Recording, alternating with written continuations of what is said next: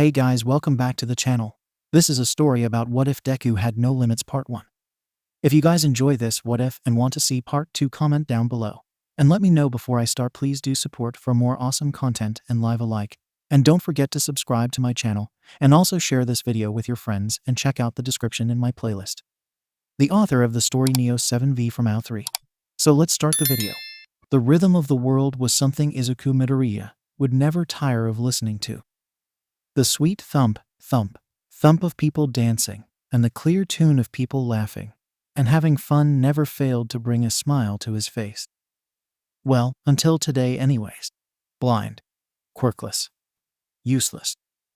The first two things were stated clearly by the doctor that sat about 5 feet in front of him.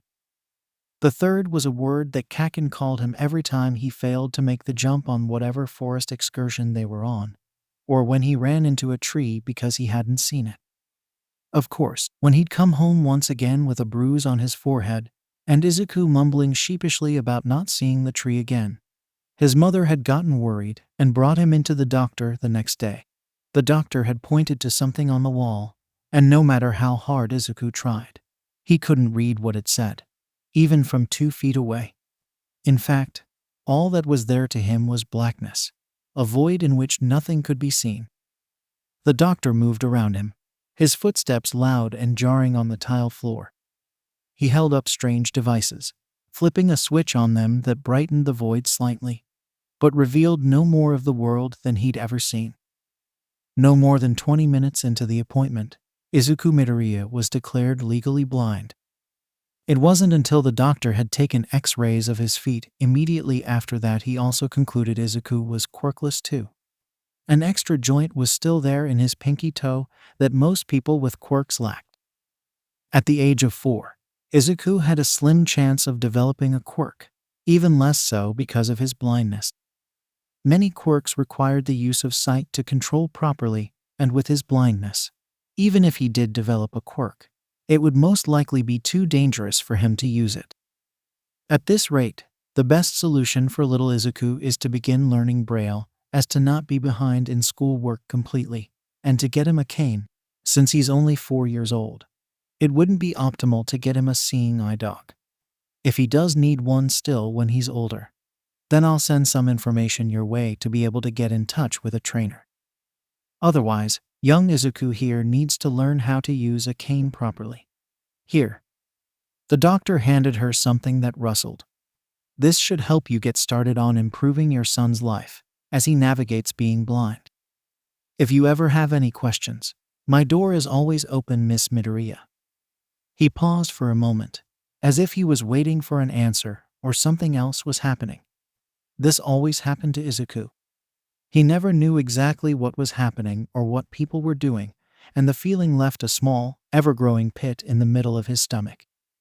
Maybe if Izuku wasn't blind as the doctor said he was, he'd understand what happened in those quiet moments when someone took a breath and waited patiently for Izuku to do something that he hadn't been clued in about. But as Izuku left the doctor's office, his hand clenched tightly in his mother's as she fretted over every step he took. He felt deep down in his heart that the doctor might have been wrong about at least one thing he'd said. Maybe also the second thing if he was lucky.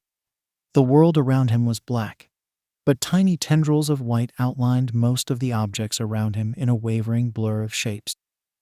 Izuku could see the cars lined up in rows in the parking lot. He could see the outline of his mother, her hands shaking as white tears dripped down her face. He could see the door handle in front of him as he gripped it and pulled open the car door, sliding into the passenger seat next to his mother.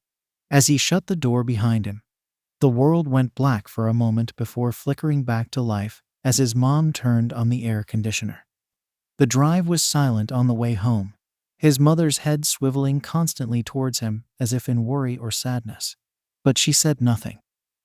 The sound of tires and honking was the only sound that Izuku could hear, the street muffled by the car's exterior around him. It wasn't until Izuku stepped foot into his house, his hand still clenched tightly in his mother's, that he was suddenly pulled into a bone-crushing hug. "I'm so sorry, Izuku," his mother sobbed out, her body racking in pain as she slowly rocked his unmoving body back and forth. I don't understand. Izuku's voice sounded tinny and small even to his own ears. I can still become a hero, right?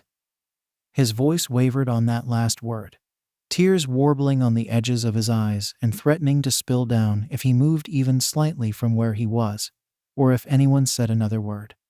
His mother's body racked with another sob, her left hand coming to slowly card through his hair in what he assumed was supposed to be comforting.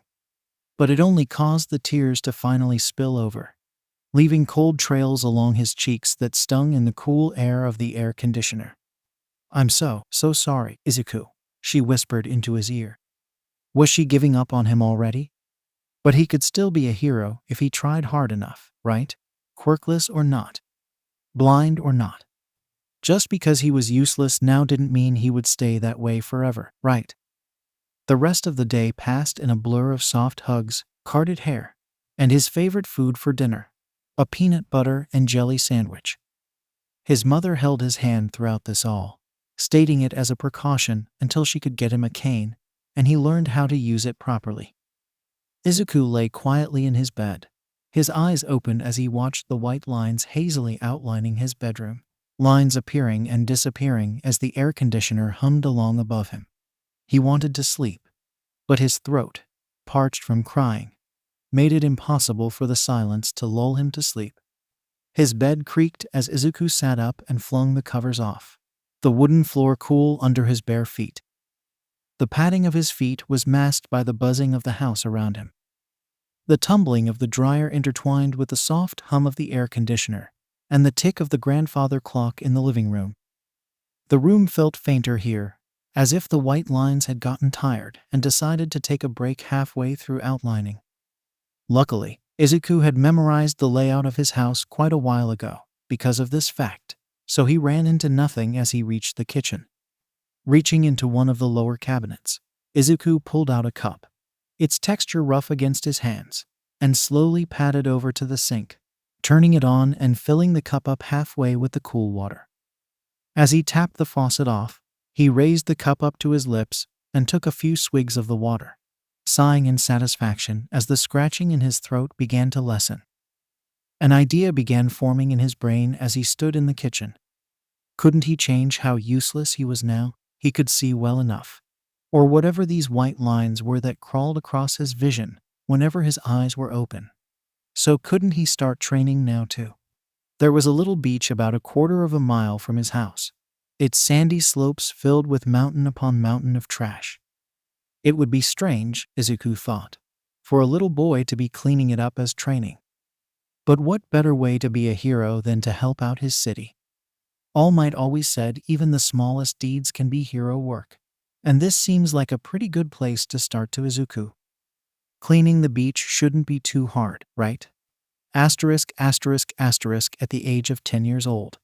6 years after Izuku Midoriya had been told he was blind and quirkless, Izuku felt as if he should have accomplished more of his beach cleanup project than this. His cane rapped lightly against the wooden boardwalk as he made his way down to the beach. Sunglasses tipped askewedly on his nose as his eyes darted around uselessly to try and soak in the mounds of trash surrounding him. He'd decided at this point that the doctor had been wrong on both accounts, or at least partly wrong on one of them. He was not indeed blind, as the doctor had said. Instead, his quirk, which the doctor had also pointed out that he didn't have, created the imagery that he saw every day and navigated by with the extra help of his cane. It wasn't anything as cool as infrared vision, pointed out by the fact that Izuku had yet to see any colors besides the drab blacks and whites that created his world. If he had to guess, as he had numerous times before out of boredom, Izuku would say his quirk had something to do with the weather. The dips in pressure and the wind ruffling his hair created and blurred the lines of the world, pointing out the objects in his daily life. He could see especially well at the beach, where the sea breeze never ceased blowing, a fact that always left a tiny smile on Izuku's face. It made finding even the tiniest objects half buried in the sand a piece of cake to spot amidst the towering piles of rubble. When Izuku was younger and still growing into his quirk as he started his beach cleanup project, He'd always managed to slice his skin with a thin piece of metal or glass that he hadn't detected. Now, however, the details that his quirk filled in were momentous, causing his eyes to dart around as he soaked in all the details. Not because he needed his eyes to see he was still technically blind, of course, but because focusing on the task and looking towards those objects with his eyes made it easier to focus on them.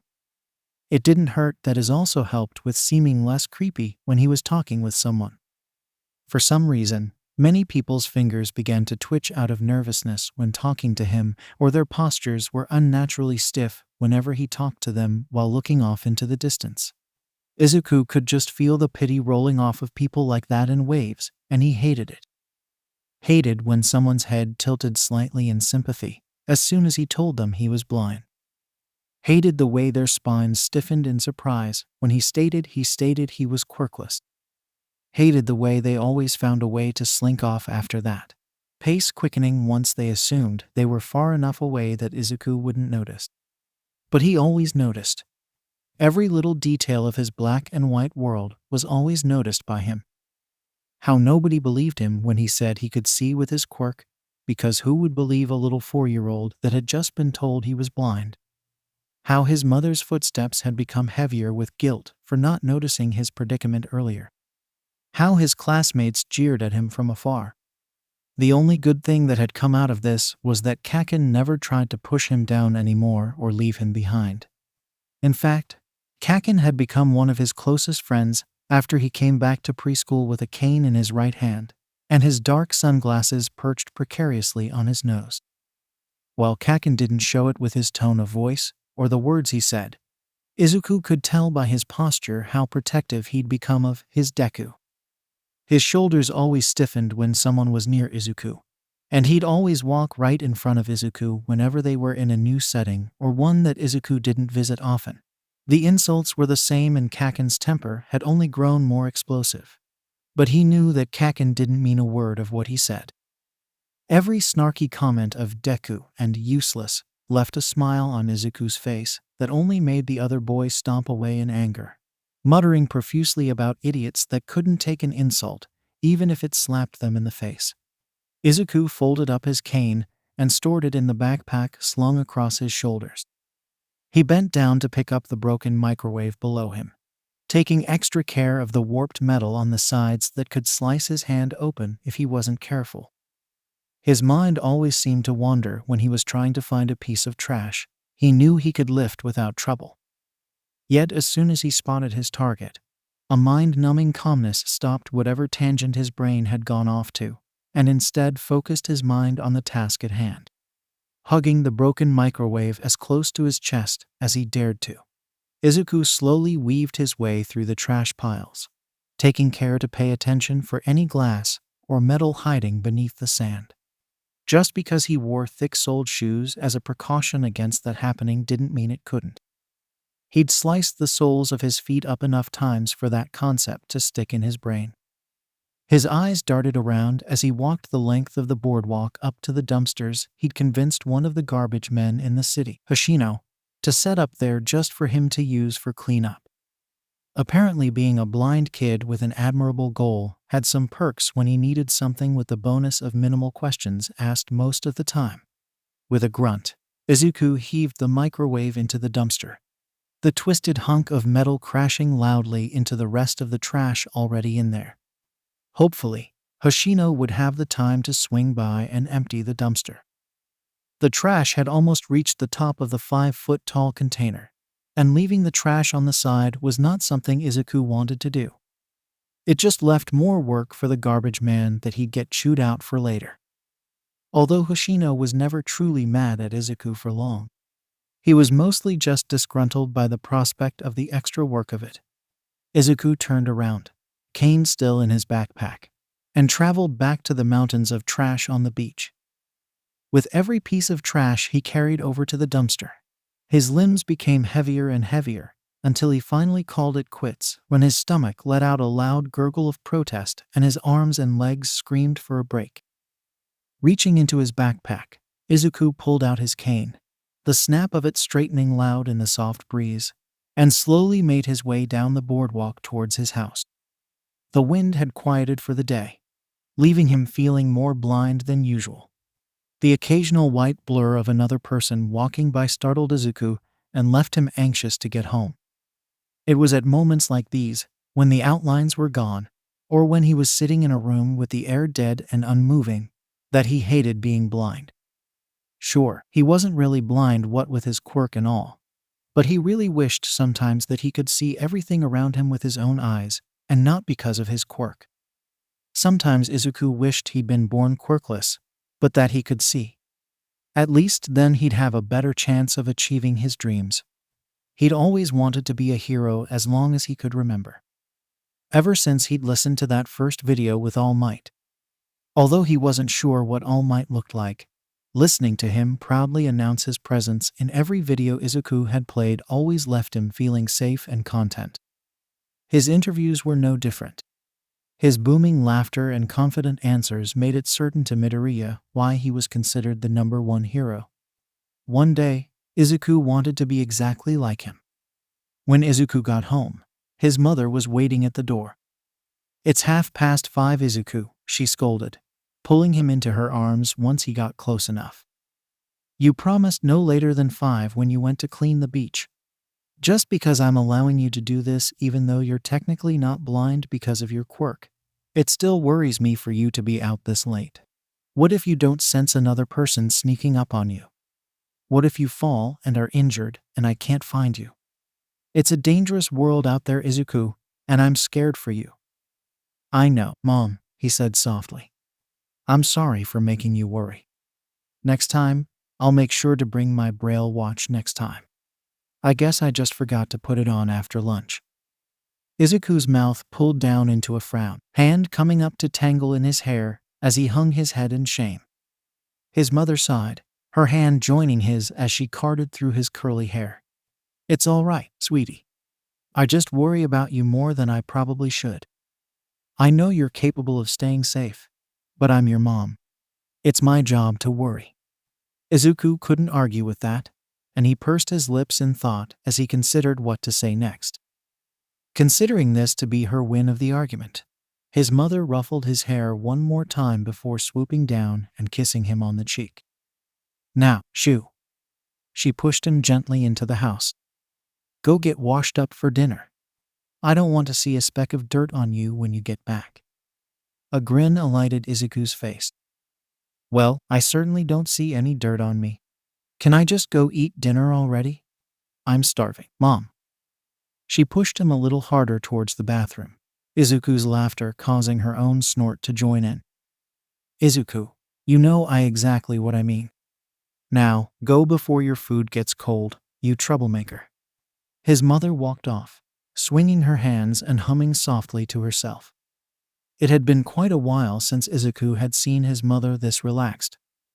Ever since his father had left them to work at a hero agency overseas 4 years ago, his mother's figure had become more and more hunched, her frame filling out not just from age, but from sadness too. It hurt Izuku's heart to see her slowly withering away. Every time she laughed, every time her shoulders untensed, every time she hummed softly in content, they all lessened the hurt in his heart every time she truly felt happiness. It was something he strived for every day and rarely seemed to accomplish. It used to be much easier to make her giggle in excitement or to get her to laugh in surprise. When Izuku was 6, he went through a phase of trying to make the ugliest faces he could, knowing he had accomplished his task when she burst out laughing. When Izuku was 7, he'd tried to come up with the craziest poems he could, and he'd recite them at dinner time, almost always managing at least a snort with every attempt. It was near the time when Izuku had turned 8 that his mother became increasingly harder to cheer up. Izuku wasn't sure why his mother didn't laugh as much anymore. He only hoped it wasn't him that had caused the drastic change in her personality. The air conditioner whirred to life as Izuku's cane hit the frame of the bathroom door with a solid thump. His mother always turned it on when he was home, so that he was able to navigate the hallways without the use of his cane. With one quick flick of his wrist, he folded up his cane and stuffed it into his backpack, sliding into the bathroom with ease. Pulling up his sleeves up, Izuku turned on the sink, pumping soap into his hands and scrubbing until his hands felt raw and what he assumed to be squeaky clean. Izuku turned off the sink and padded out of the bathroom, the outline of his house a welcoming sight from the static silence of earlier. The cloying smell of soy sauce filled his nose as he breathed in deeply, bringing a smile to his face. "Udon," he called out. "Udon," his mother confirmed, her shape appearing around the edge of the kitchen's wall. Her head was tilted the way it usually was when she was happy. It left a warm, fuzzy feeling in Izuku's chest as he carefully made his way over to the dining table and sat down. A few fans already pointed directly at his seat so that he wouldn't accidentally stab himself. It had happened one time when he was 8, and his mom had fretted over the possibility since then, even changing out any knives he had to use for plastic ones. With chopsticks held in one hand and his other curling languidly around his drink, he dipped his chopsticks into the udon noodles and brought them slowly to his mouth, blowing softly to cool them off. After a few seconds, he finally lifted them into his mouth, taking a hearty mouthful and moaning in delight at the burst of taste that met his tongue. It was this that Izuku loved. The little things like perfectly cooked udon noodles and quiet laughs, and knowing his mom was happy because of him. The little things that made life worth living weren't always what others believed they should be. At the age of 10 years old, Izuku Midoriya felt that maybe being blind wasn't the worst thing that could have happened to him. Maybe it was exactly what he needed. "Midoriya also wants to go to UUE High, correct?" Izuku ducked his head as the entire class swiveled to look at him, the brutal sound of their laughter filling his ears. He wanted to crawl into a ball and hide. Was it so bad to have a dream just because he was blind? Kacchan growled softly beside him, but said nothing like usual. He never said much in Izuku's defense anymore. Not since they'd entered junior high almost 3 years prior. Instead, he'd ignored Izuku as much as possible, like even being near him was something unthinkable. The bullying had only gotten worse with every passing day. The winters were the worst in Izuku's opinion. Without the air conditioners on, he hadn't been able to detect a thing inside the school, being forced instead to use his cane to navigate the halls. His knees were scraped raw and pulsing with pain from how many times he'd been tripped by the other kids. And every time it happened, their shoulders would shake with suppressed laughter as they snickered out sorry. But they weren't ever sorry. Even if they weren't laughing as they said it, Izuku would still know they'd never be sorry. At 15 years old, in his 3rd year of junior high, Izuku Midoriya was still the same useless, blind kid he'd been since he was 4 years old. At this rate, nothing would change. Izuku blocked out the rest of class after that, keeping his head low as his fingers skirted across the notebook in front of him, his specialized pen writing notes on everything he could remember hearing about heroes. The ink came out in thickened dots, drying out less than a second after touching the paper. His fingertips brushed across the braille, rereading through the information he already had. Kamui Wood's age, 29. Quirk. Lumber he can generate and control wood from any part of his body. He mostly uses it as a way to bind enemies. Ineffective against fire. Recently found fighting an enlarging Quirk-villian near Tatooine Station this morning. Used his final move of lacquered chain prison to apprehend the villain, but was interrupted by a new hero that goes by the name of Mount Lady. Possible new hero on the rise. The school bell rang, dismissing the class for the rest of the day. Izuku sighed, shoving his pen and notebook into the unzipped pocket of his backpack and unfolding his cane with a flick as he stood up. A white blur suddenly appeared in front of him, shoving him back into his seat. You'll never become a hero, Deku." The rough voice of Bakugo Katsuki grated against Izuku's ears. He held Izuku down with one hand, the sound of popping sparks coming from the other. "Just because you can see outlines doesn't mean you aren't still blind. You're more likely to get killed than be helpful in the state you're in. I'm going to be the only person from this crappy place to get in, and I'll become the greatest hero too. You're lucky to have even known me at all. So don't even think about applying to Yui. Got it? With one final shove against Izuku's shoulder, Bakugo walked away, sparks now flying from both of his hands. Kacchan, Izuku had never seen his childhood friend act that way. After 3 years of silence, all he got was a big screw your dreams speech from Kacchan, and for what? So that he could feel better about himself. Izuku already knew that Kacchan had everything he'd always wanted. An amazing quirk. Eyes that actually worked. A place in this world. The air felt stale as Izuku walked out of the school and down the streets towards his house. His surroundings were pitch black, and it left Izuku with an anxious, squirming feeling in the pit of his stomach. The only sounds he could make out on the quiet streets was the tapping of his cane and the faint gurgling of the sewer system below. When could Izuku also hear the sewer system? You look like a kid nobody's going to miss. Izuku flailed his head around, hoping for a breeze, but seeing nothing but black still. The faint sound of something slithering up from the ground surrounded him, and the feeling in his gut tightened a little more. He held up his cane, swinging it around frantically. His backpack slipped off his shoulders, crumpling to the ground below. "Stay back," he squeaked out. I'm armed, you know." The person chuckled, and something wet trailed down his right cheek.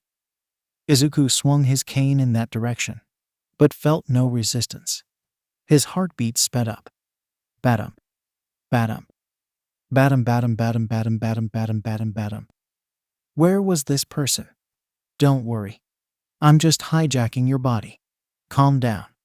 It'll only hurt for about 45 seconds. Then it'll all be over. Something cold and slimy forced its way down Izuku's throat, and he immediately felt tears springing into his eyes. He couldn't breathe. He couldn't see. He couldn't speak. He couldn't do anything. Maybe Izuku couldn't become a hero. If he couldn't even save himself, then he really was a useless, sightless kid that was more of a nuisance than a hero. Izuku's hands scrambled against the sludge, filling his mouth to no avail. This was it, he realized with a shock. This was how he was going to die. Alone with no one but his mom to care that he was gone. If only he'd been able to see the villain and escaped earlier. If only he had a quirk that would help him fend this villain off. If only he wasn't useless. If only, if only, if only. The world went silent. Asterisk, asterisk, asterisk. When Izuku came to from a hand lightly tapping his cheek, his throat felt parched and wrecked, as if he'd just gotten a cold. "What's happening?" he croaked out. "Oh, good," someone's voice boomed out. "Thought I'd lost you there for a second, kid." Eyes widening, Izuku bolted up, hands fumbling around for his cane as he recognized whose voice it was. Of course he'd meet All Might when he couldn't see a thing from his quirk, and he'd just become knocked unconscious by a villain. His hand finally connected with the head of the cane, and Izuku immediately scrambled up, leaning heavily onto the cane as the world stayed black. Where was the wind when you needed it? All Might, Izuku breathed out, head spinning around as he tried to listen to where the hero was. A booming laugh could be heard to his right, and he immediately swiveled around to the hero's general direction. It's an honor to meet you." "Of course, kid. I'm glad I could save you in time too. Slippery villains like these are always the worst." All Might paused for a second, as if waiting for Izuku to do something. He nearly smacked himself in the forehead. Why hadn't he realized that he was blind? Izuku cleared his throat. His face felt bare without his sunglasses on, and he wondered when he'd dropped them. Was it before or after the sludge villain had almost killed him? "I'm sorry, but if you're expecting me to do something, I'm not entirely sure what it is, All Might. I'm blind." He waved his free hand in front of his face for emphasis. So, yeah, Izuku wasn't sure what else to say to explain this. Thankfully, All Might seemed to know exactly what to do. "I'm sorry, my boy," he said sheepishly. "Here, I have your backpack and sunglasses in my hands." Izuku smiled gratefully, reaching out his hands and waiting for All Might to place said objects in them. Once he felt his backpack straps securely in his right hand, he swung it up onto his shoulders, taking his sunglasses next and perching them onto the tip of his nose. "Thank you. It's truly an honor to meet you, sir. I was wondering if you could, answer a question for me." A breeze blew by then, outlining All Might's form, and he nearly gasped in excitement and awe. The hero's figure was tall and large and foreboding, yet comforting at the same time. It was the body of a hero that people looked up to. It was the opposite of Midoriya's own stunted body, and it was crouching down as if he was ready to speed off, something splattering off the side of his lips in droplets that fell quickly to the ground. "I've got to go drop this villain off to the police. See you around, kid." No. This could be Izuku's only chance to know. He couldn't let this opportunity slip through his fingers. If he did, Izuku wasn't sure he'd ever get a second chance. Right before All Might leaped into the air, Izuku made a split-second decision that changed his life forever. He lunged for the man's hazy outline of a leg, clutching tightly as All Might took off into the sky. Wah! The wind whipped through Izuku's curls, outlining the entire space around him in a blur of white that seemed to burst in the darkness. His eyes roved back and forth, the maximized sight too much for his mind. Even after Izuku squeezed his eyes shut, he could still sense everything around him. Why did he do this again? For answers, he told himself firmly. He needed to know, and this was the only way to do it. Otherwise, he was bound to stay useless forever. And that was something he truly didn't want to be. Of course, who in their right mind wanted to be useless, or even called that? Kid? All Might's shocked voice shook Izuku from the trance-like state he'd been in. A rough hand started to shove him off from the hero's leg. Panicking, Izuku's grip tightened, a shocked mumbling bursting from his mouth. "If you push me off now, I'm going to fall to my death." The hand stopped in consideration before finally gripping onto his backpack firmly. Right. Let's set you down somewhere then." Another white streak flew from the corner of All Might's mouth. Blood, Izuku realized with dawning horror. Was this from the sludge villain or something else entirely?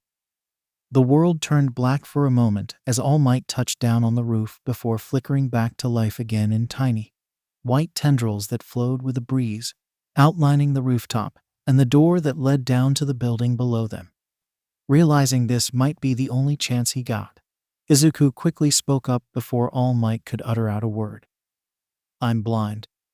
All my life, the world has been black, save for the occasional white outlines created by my quirk. I can see the world, but only through the help of a stray breeze. Most of the time, I can't see anything, and I have to navigate the world with a cane and hope I don't run into anything or anyone. All my life I've been told I'm useless. Without my sight, and without a useful quirk, will I ever be able to become a great hero like you?" Izuku kept his head bowed low through this whole thing, eyes squeezed tightly shut in fear. Yet only silence greeted his little monologue. He looked up with a start only to find a different figure in front of him. "Where's All Might?" The figure sighed in a tone that sounded exactly like the other man's voice. "This couldn't be All Might, right?" Izuku Midoriya was left on the building's rooftop, tears threatening to spill from his eyes. He'd listened to the other's story, of a battle that had left the hero scarred and broken for life. His career had been broken, but not destroyed. Not destroyed like Izuku's dreams in that moment. All he could hear was that one destroying phrase over and over again in his head in a torturous loop. "Without your sight. No, I don't think you can become a hero. Sorry, kid." All Might had said sorry with so much pity and sympathy in his voice that Izuku wanted to scream. Or cry. Or maybe take a nap, he thought tiredly, his arms hanging limply at his sides. His cane lay forgotten on the ground in front of him. Maybe he should just go home, crawl into bed, and try to forget he'd ever dreamed of being a hero. Izuku stooped down and scooped up his cane with a sigh. It was time to go home and figure out what the heck he was supposed to do with his life now. Perhaps he could pick up where he'd left off with his beach cleanup project he'd abandoned a year ago once his mother started fretting more after his well-being. Yeah, that was a good start. Taking the stairs down slowly from the building, he finally reached the ground floor. The distant sound of explosions and screaming filled the air, causing Izuku's shoulders to tense. Another villain attack already. But that made 3 today. Izuku turned towards the sounds without a second thought. The wind finally picking up again in the early evening to help him navigate the increasing crowd of people. He stopped on the outskirts of the fight, dread filling his stomach as his quirk filled in the scene before him. A twisting mass wavered in the center of the scene, a hand that was certainly not the mass's own reaching out in panic from it. The tinny crack crack crack of explosions sprouted from the hand before blowing up into a massive burst that crashed into the buildings in front of the hand. There was only one person whose quirk sounded like that. "Kacchan!" Izuku screamed out, the panic scratching up his already raw throat. A circle appeared in the mass that Izuku was almost positive now was the sludge villain that had almost killed him earlier. Kacchan's head turned towards him, struggling against the tendrils of white that held him in the sludge. Izuku's eyes darted across the scene uselessly, searching for the heroes that would save his childhood friend. He recognized the outlines of Kamui Woods, Mount Lady, Backdraft, Death Arms, but none of them are stepping forward to save Kacchan. He wants to help, but what can he do that the pros can't? His feet seemed to think otherwise as they slowly moved forward, dodging through the crowd faster than his mind could think. Yet it seemed his quirk was keeping in time with his feet, and maybe even a little more than that. A different color threaded through the white, streaking the explosions from Kacchan's hands and dotting the irises of his eyes. It made throwing his cane at the villain a lot easier to aim without hitting his friend. Then came his sunglasses as he aimed towards the roving circles above Kacchan's head that Izuku assumed were the villain's eyes.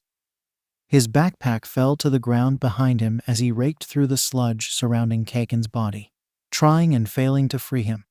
With another explosion of that new color, Kacchan broke his head free for a second, turning towards Izuku and screaming out, "Get out of here, Deku! Stop trying to be the hero!" Then his head was swallowed once again by the sludge.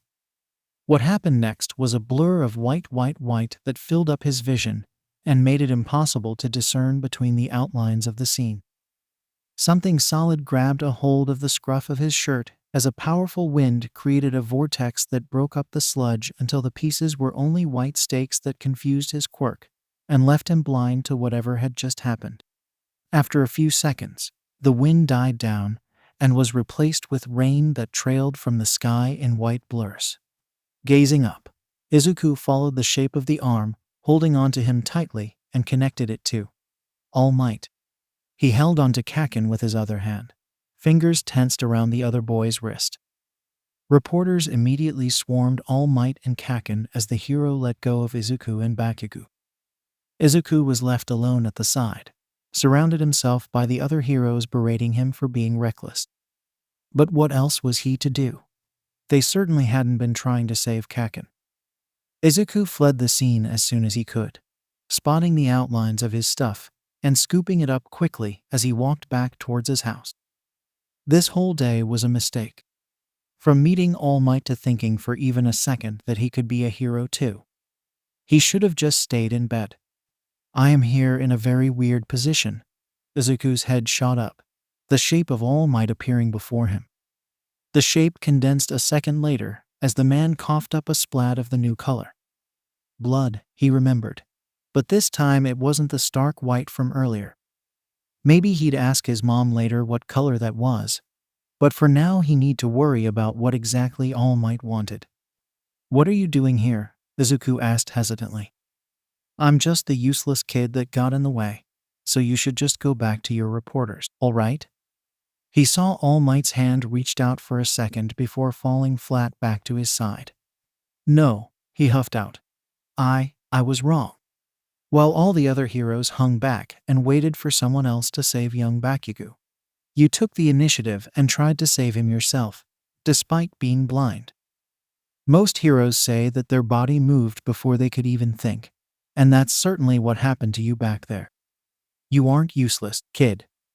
All Might took a deep breath, his smaller form standing tall and proud in the light breeze. You can be a hero. Izuku blinked blearily, rubbing at his eyes as he trudged towards the white mounds of trash on the beach. His cane was tucked carefully into his backpack, the natural sea breeze making it easy to sense his surroundings. A hulking figure stood in the distance, the silhouette now familiar to him as All Might's. He held what Izuku assumed to be a paper pamphlet in his hands, and he almost turned around to go back home right then and there. How dense could this man be?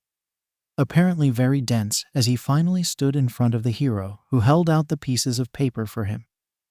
I know we only have 8 months to work on getting you ready for the UE testing, so I decided to make you a plan for I'm blind, Izuku cut in, shifting down his shades and giving the man the most dead look that he could, while not knowing where exactly All Might's eyes were. I thought we were already past this, sir. At least All Might had the decency to look embarrassed, he thought wryly. The man ducked his head in shame. The new color he'd seen red his mom had told him excitedly outlining his face. It was surprising to say the least. Who knew the symbol of peace was embarrassed so easily? I'll make note of that for future reference, he muttered out. All Might's head swept from side to side as he gazed out at the beach, his mood brightening almost instantly. For now, though, you've got a beach to clean and a body to build. The only way your puny body is going to be able to hold my power is by packing these 8 months with hardcore training. Izuku resisted the urge to roll his eyes, knowing the gesture would be lost on All Might from where they hid behind his glasses. Instead, he pursed his lips shut and listened to the rest of his speech, suppressing the urge to scoff at his words. What this man didn't know about him could fill up at least 2 books. Bending down, All Might loomed closer to him and placed a heavy hand on his shoulder. If I'm being honest, this is going to be super tough. Think you're up for the challenge?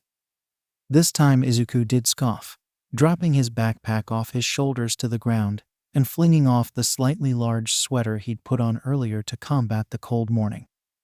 Although he couldn't see it, Izuku had a feeling that All Might had a flabbergasted look on his face as he stared at him. He felt his lips curling into a mischievous smirk as he stood there, his workout tank top tight against what was clearly a chiseled chest.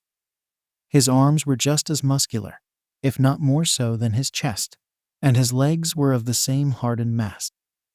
Overall, Puny didn't quite describe what Izuku looked like one bit. If I'm going to be honest, sir, Izuku chuckled out. I've been cleaning this beach up slowly since I was 5 years old, and all that's left is what my mom wouldn't let me clean up from a year ago.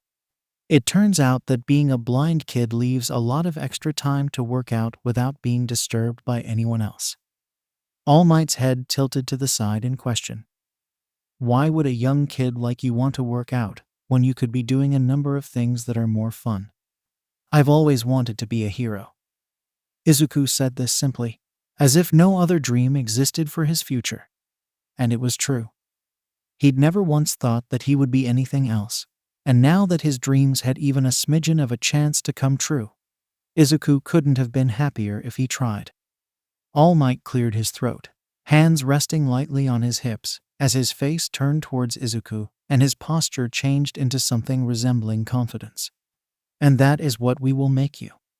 With how your body is right now, I believe that cleaning up the rest of this beach will take only 3 of the 8 months we have until the entrance exams. Now, I hadn't planned to do this, but I think you'll be ready to take on my quirk by then, and we can work on adjusting the quirk to your body with minimal damage to it in time for the exams. I believe in you, young Midoriya. And that was that. For the next 3 months, Izuku cleaned up the rest of the beach. He pushed cars and pulled sacks of glass to the dumpster he'd gotten put there back when he was a little kid with big dreams of cleaning this beach up and becoming a hero, as if cleaning a beach up could automatically make someone a hero. More than once, Glass had gotten stuck into the soles of his shoes and occasionally pierced the tougher skin on the bottom of his feet. Always on the days when he was deep into the maze of trash and hidden from the wind.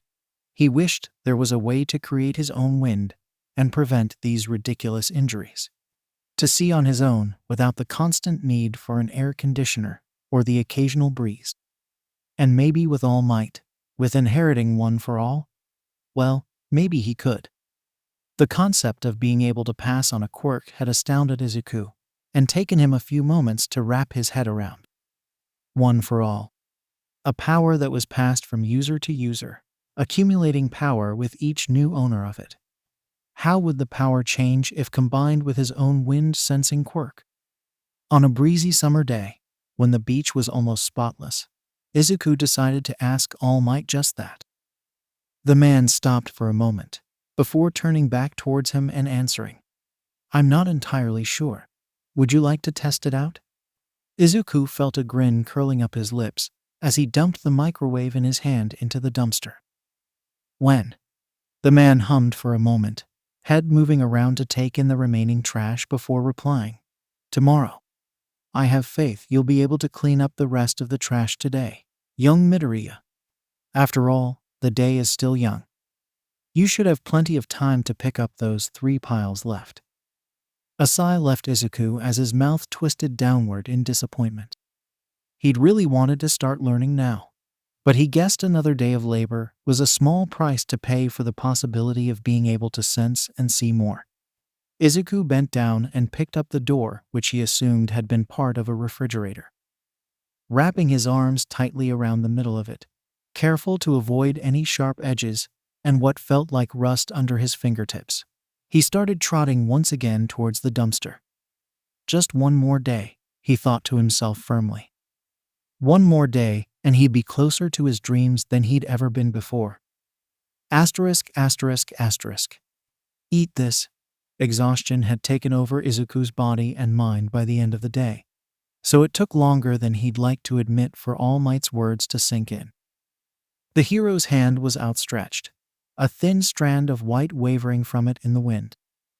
Dread filled his stomach as the image and words started to make sense when put together. What? All Might chuckled sheepishly, placing the strand of what was undoubtedly hair into Izuku's hand and closing his fingers around it. "Well, to inherit my power, you kind of have to swallow part of my DNA, and hair strands are the easiest option. But why do I have to swallow it now?" Izuku questioned. "Why not tomorrow when the training is supposed to start, and you'll be there when the quirk manifests?" That. It takes about 3 hours for the quirk to begin to manifest, so I thought it would be best for you to go home after swallowing the DNA to save us time for training tomorrow." Izuku supposed that did make sense in a way. After all, he did want to spend as much time training as he could. Izuku's eyes concentrated towards the white strand of hair on instinct, and he felt his mouth go dry in response. "Suck it up, Midoriya. It's only one piece of hair, okay? Just one piece." Carefully placing the hair on his tongue, Izuku swallowed it down in one gulp, a shudder racking through his body. It was done, and he wasn't sure how to feel. Only tomorrow, when his training would start, could even begin to help him sort through whatever this feeling was. *****. Yagi Toshinori stared at his successors retreating back as he walked down the boardwalk of the beach, each step heavy with exhaustion. Uncertainty and unease crept into his stomach, and he wondered if he'd made the right decision on choosing Midoriya Izuku.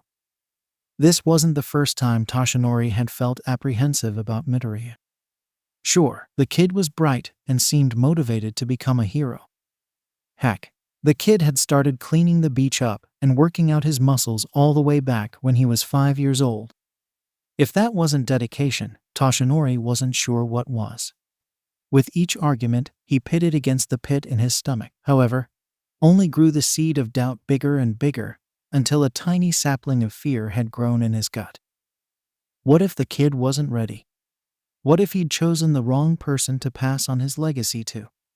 Midoriya was blind for Pete's sake. Was it really the kid's heroism that had Toshinori jumping into action to help Midoriya become a hero? Or was it some twisted form of pity? As Midoriya reached the end of the boardwalk, he pulled out his white cane tipped in red from the yellow backpack he always wore on his shoulders. His green hair flopped in the wind as he slowly tapped his way down the street, eventually too far away for Toshinori's eyes to see him. The sight of Midoriya's pale green eyes suddenly flashed in his mind. Despite not being able to see, the kid's eyes were still expressive and earnest and every bit the look of a hero. Toshinori remembered reading something a while back about the eyes being the window to the soul. He'd shrugged it off as just one of those old phrases used to make people feel wiser. But gazing into Midoriya's eyes, he'd felt something tug at his heart. Something that shouted, "Look at me, see me, I am here." It was a feeling that always left him breathless and curious, and wanting to see what would become of such a frail-looking kid all at the same time. Perhaps it was that feeling, one filled with such blinding emotion and want, that had had Toshinori plucking off a piece of his golden-colored hair and handing it out to Midoriya. He'd felt proud in that moment and certain of his choice. So why did he feel so apprehensive now? If Toshinori had wanted to protect the kid, he shouldn't have approached him the day of the sludge villain after everything had gone down. He shouldn't have offered his quirk to the boy who already had a quirk and could live without another one. He shouldn't have told Midoriya that he could become a hero. If there was one promise Toshinori had promised to keep to himself, though, it was that he wouldn't lie to those who needed the truth. And Midoriya Izuku, a blind 15-year-old kid who showed more courage and bravery than many of the pro-heroes he knew, had needed to hear that truth. Had needed to hear that he wasn't some useless kid that would amount to nothing. No, Midoriya Izuku was someone who Toshinori felt, in the depths of his heart, could become one of the greatest heroes to live. There was just one problem that blocked the kid's way to accomplish that goal. Midoriya was blind, something that seemed like a minor issue in the grand scheme of things. But it was a minor issue that others, mainly villains, would take advantage of if they knew. The kid was pretty good at acting like he wasn't blind, something Toshinori found quite impressive. But there were still moments that it seemed painfully obvious Midoriya couldn't see what was happening. Whenever someone smiled at him, or held something out for him to take when it wasn't windy, the boy always stood there patiently with this confused look on his face, as if he couldn't fathom what was happening. Hopefully, Toshinori could also work through this problem in some way, so that the kid fit in perfectly with the rest of the class, and no one found anything amiss. Yes, his first order of business would be to work with Midoriya on how to act normal, while simultaneously teaching the kid how to harness one for all. Toshinori couldn't let him go all out for his first use of the power either. What would the healers at the hospital think if they saw such an injury? He shuddered to even think about how much they'd chew him out for recklessness, especially if it was Recovery Girl who attended to his wounds. No, he'd have to slowly ease Midoriya into this new power. Hopefully the combination of him already having a quirk and his built-up muscle will help to hone his new quirk. If it didn't, well, Toshinori would deal with that if it came to that. Toshinori let out a yawn, smoke surrounding him in wisps as his form decompressed into what he considered his weak civilian form. He needed to get home and rest. Tomorrow was going to be quite the big day after all. Izuku woke up feeling strange. Not the sort of foreboding strange that he always felt creeping up his spine when the wind died down or he was indoors, but the kind where he knew something was different and couldn't put a finger on what exactly it was. The house was silent at 6 o'clock in the morning as Izuku made his way on his room, hastily pulling on his clothes to get to the beach as soon as possible. It wasn't until he was sitting on his bed, cramming his feet into his red outlined shoes, that something dawned on him. He couldn't hear the telltale whirring of the air conditioner or the faint swishing of the fan overhead on his ceiling. The air was completely dead, but his vision certainly wasn't. In fact, it felt more heightened than ever before. Every single twitch of his fingers, every single exhale of his breath, left a tiny trail of outlined objects near him. As Izuku stood up from his bed, he felt a faint wave of air push off of himself, creating a pathway to the closed door in front of him. This new way of seeing was exhilarating and overwhelming at the same time.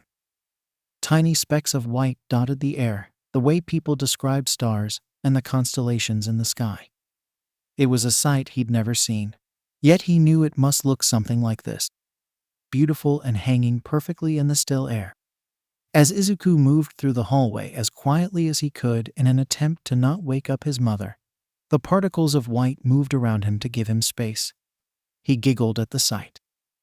Later he'd ask All Might what these white specks were.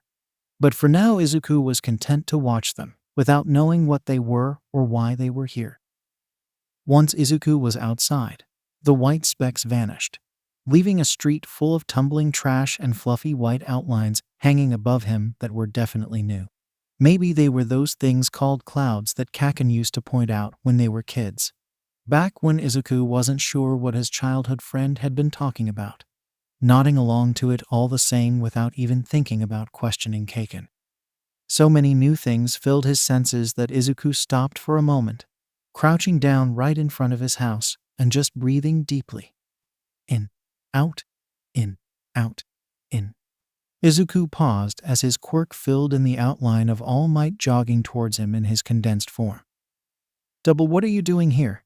he called out once the hero was close enough to hear him easily. "I thought it would be best to show up at your house. Since you're technically not allowed to use your quirk out in public, I decided it might be best to take you somewhere a bit more private than the beach. It would be a shame if your career ended before it could start due to my own carelessness." All Might let out a low chuckle. "I also wasn't sure what state you'd be in with your quirk combining with one for all, so I thought it might be best to meet up here in case there's any trouble." The man's head bobbed up and down as if he was taking in the scene in front of him. The sight must have troubled him as he muttered out a quick, "Good thing I did show up," and clasped his hand onto Izuku's shoulder. "Let's go, young Midoriya. You can tell me what's troubling you along the way. Time is of the essence." Izuku's eyes darted around. He needed to break this useless habit soon and, finding nothing amiss, he stood up to join All Might, the other's hand still latched firmly onto his shoulder. It was almost like a comfort with the warmth that seeped through his sweater from that small point of contact. It grounded Izuku in the turmoil of the world around him that had sprouted up overnight. "What's wrong?" All Might asked quietly. Izuku hesitated at that. How did he describe this new feeling of excitement and pain rolled into one? "The world's different," he began slowly. "It's different and more and overwhelming. He paused for a second to gulp down the extra saliva that had filled his mouth in his nervousness. "I don't know what to look at or where to direct my attention to, or even what half of what I'm seeing is. Every time I move, a thin wave of air exudes from my body, and I see things that would normally take an air conditioner or strong wind to see, but only take a second now. And the puffs in the sky. I think they're clouds. I've never seen them before, but now that my quirk's been combined with one for all, it's like I'm seeing a whole new layer to the world that I've never been able to sense before. How do you survive? Seeing all these different parts of the world and focusing on just one thing at a time. It feels impossible." Frustration had crept into Izuku's voice as he spoke. How did everyone else watch the world go by and not become overwhelmed by the sight of it all? He wanted to focus on every single thing all at the same time, but different objects kept pulling at his attention, nudging until he finally set his quirk to focus on that object. His attention kept jumping and jumping and jumping until his head was spinning, and he just had to focus on taking one step after another without running into anything or anyone. It had been so easy to focus on the bigger picture his quirk showed him before, so why was now so different? "I have a friend whose quirk used to overwhelm her." Izuku started at the sound of All Might's voice and how soft it sounded. "You see, she has an information quirk that constantly floods her with facts about the world around her, and she used to become overwhelmed to the point that she couldn't move for a while. Eventually, she started to realize that she shouldn't try to focus on one thing at a time and bounce from fact to fact, but instead to just let it wash over her and to accept every piece of information as equally important. She built a world of information around her until everything fell into place with her quirk, and she no longer felt overwhelmed with all the new information flooding into her mind. All Might turned his head toward Izuku. Do you think that you can try to do that too? Accept all the information as one and see the bigger picture as just one big puzzle to put together. Izuku took a deep breath, then let the information his quirk was flooding him with just wash over him until he felt like he was drowning. Except he wasn't. The white and red lines felt crisp and steady in the light breeze of the morning. The clouds flew by overhead in a slow, steady pace as early joggers passed by them without a second turn of the head towards them.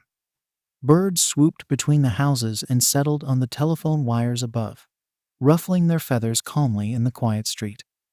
He knew he should feel overwhelmed. He knew that he'd never sensed this many objects at one time, or that far away without obtaining a pounding headache for his efforts. Yet he felt none of those things. Izuku felt calm as he watched everything around him. He acknowledged his surroundings. He saw every little thing around him with a reverence of awe. Izuku Midoriya saw the world more than he ever had before in his entire 15 years of living, and he didn't panic. His eyes didn't dart out wildly towards every object, and everything felt okay. "Thank you," Izuku whispered out. He felt All Might's hand, still on his shoulder, squeeze softly in response. It was nothing. No, Izuku wanted to shout out. It wasn't nothing. None of what All Might had done for him was nothing. It was everything in Izuku's eyes. But Izuku's tongue knotted up and his jaw locked up tight, so he said nothing, staring ahead of him at nothing as they walked side by side down the street. One day, he told himself firmly. One day he'd tell All Might just how much he'd done for Izuku. But today was not that day. Today, he took one more step closer to becoming a hero. Yui High School was a large, formidable-looking building with its high gated entrance and facilities that Izuku could sense went on for quite a few miles. The wind weaved through the students as they made their way through the front gates and towards the entrance exams. Izuku was glad that the weather had decided to comply today. While All Might had been working with him for the past 5 months on his new combined quirk, sometimes it was hard to keep focused when the air was idle and lazy. The swift breeze seemed to concentrate his mind on what to focus on, and his eyes idly followed along in an attempt to look like he was actually able to see. Now, that had been a huge problem in and of itself, Izuku thought wryly. Faking sight was a skill he'd never managed to acquire as a child, too busy with cleaning up the beach and learning Braille to do anything else. All Might had suggested they start training him to fake sight as a precaution against those who might try to use it against him. After mulling it over for a few seconds, Izuku had agreed. It wasn't a useless skill after all. So had begun the 5 months of intense quirk training, now including human gestures and tone inflections. Izuku had run into the problem of determining expressions and mood, even after being 2 months into the lesson. So All Might had brought in one of his detective friends to help out. Mr. 𝗧𝗵𝗃, or the lie detector, as he was better known as, taught Izuku to listen intently for the slight inflections in another's tone to determine their mood, and how to read body language with the outlined forms that Izuku could see. It was exhausting work, paying even more attention to the littlest details, but he'd finally mastered the basics the day before. And none too soon too, he thought, as someone bumped into him and began to apologize profusely without stop. In most cases, Izuku would have let them go on as he shuffled on his feet nervously. But with his new skill drilled into him, Izuku had a faint idea of what to do. "It's fine," he cut in bluntly, flashing the person a tiny smile. "No harm done, yeah." The other person let out an audible sigh of relief, their long hair wavering slightly from the puff of air. "As long as you're sure." Their voice was raspy and scratched like an old record, but still held a feminine air to it. The girl held out her hand to Izuku, and it took him a moment to focus in on exactly where it was and firmly grip it with his own. "I'm Freya Stellar. It's nice to meet you." Izuku widened his smile in what he hoped was an appropriate response. "I'm Midoriya Izuku. It's nice to meet you, too. Out of curiosity, are you from a different country? Forgive me if I'm wrong, but your accent sounds a bit different." Freya laughed. "If my blonde hair and tallness wasn't enough, of course my accent would tip it off," she giggled out. "My brother and I are from the United States. Our mom went here back in her day, and she wanted us to at least apply to UUE. I'm trying for the heroics course, and my brother is trying for the support department. How about you?" Her head tilted slightly in what Izuku acknowledged as a questioning manner. "I'm trying for the heroics department as well, although I don't know if I'll make it with my quirk." After a moment of silence, he realized she was waiting for him to explain what he meant. Well, my quirk is that I can generate air when I move around and sense objects around me with it, so no one can usually sneak up on me from behind. But I'm not sure if I'm strong enough." "Oh," she sighed out. "I totally understand how you feel. My quirk is called poison control, but it's really the opposite sometimes. It's why I have to wear this mask actually." She wrapped her hand against the front of her face, and the sound of metal rang back, surprising Izuku.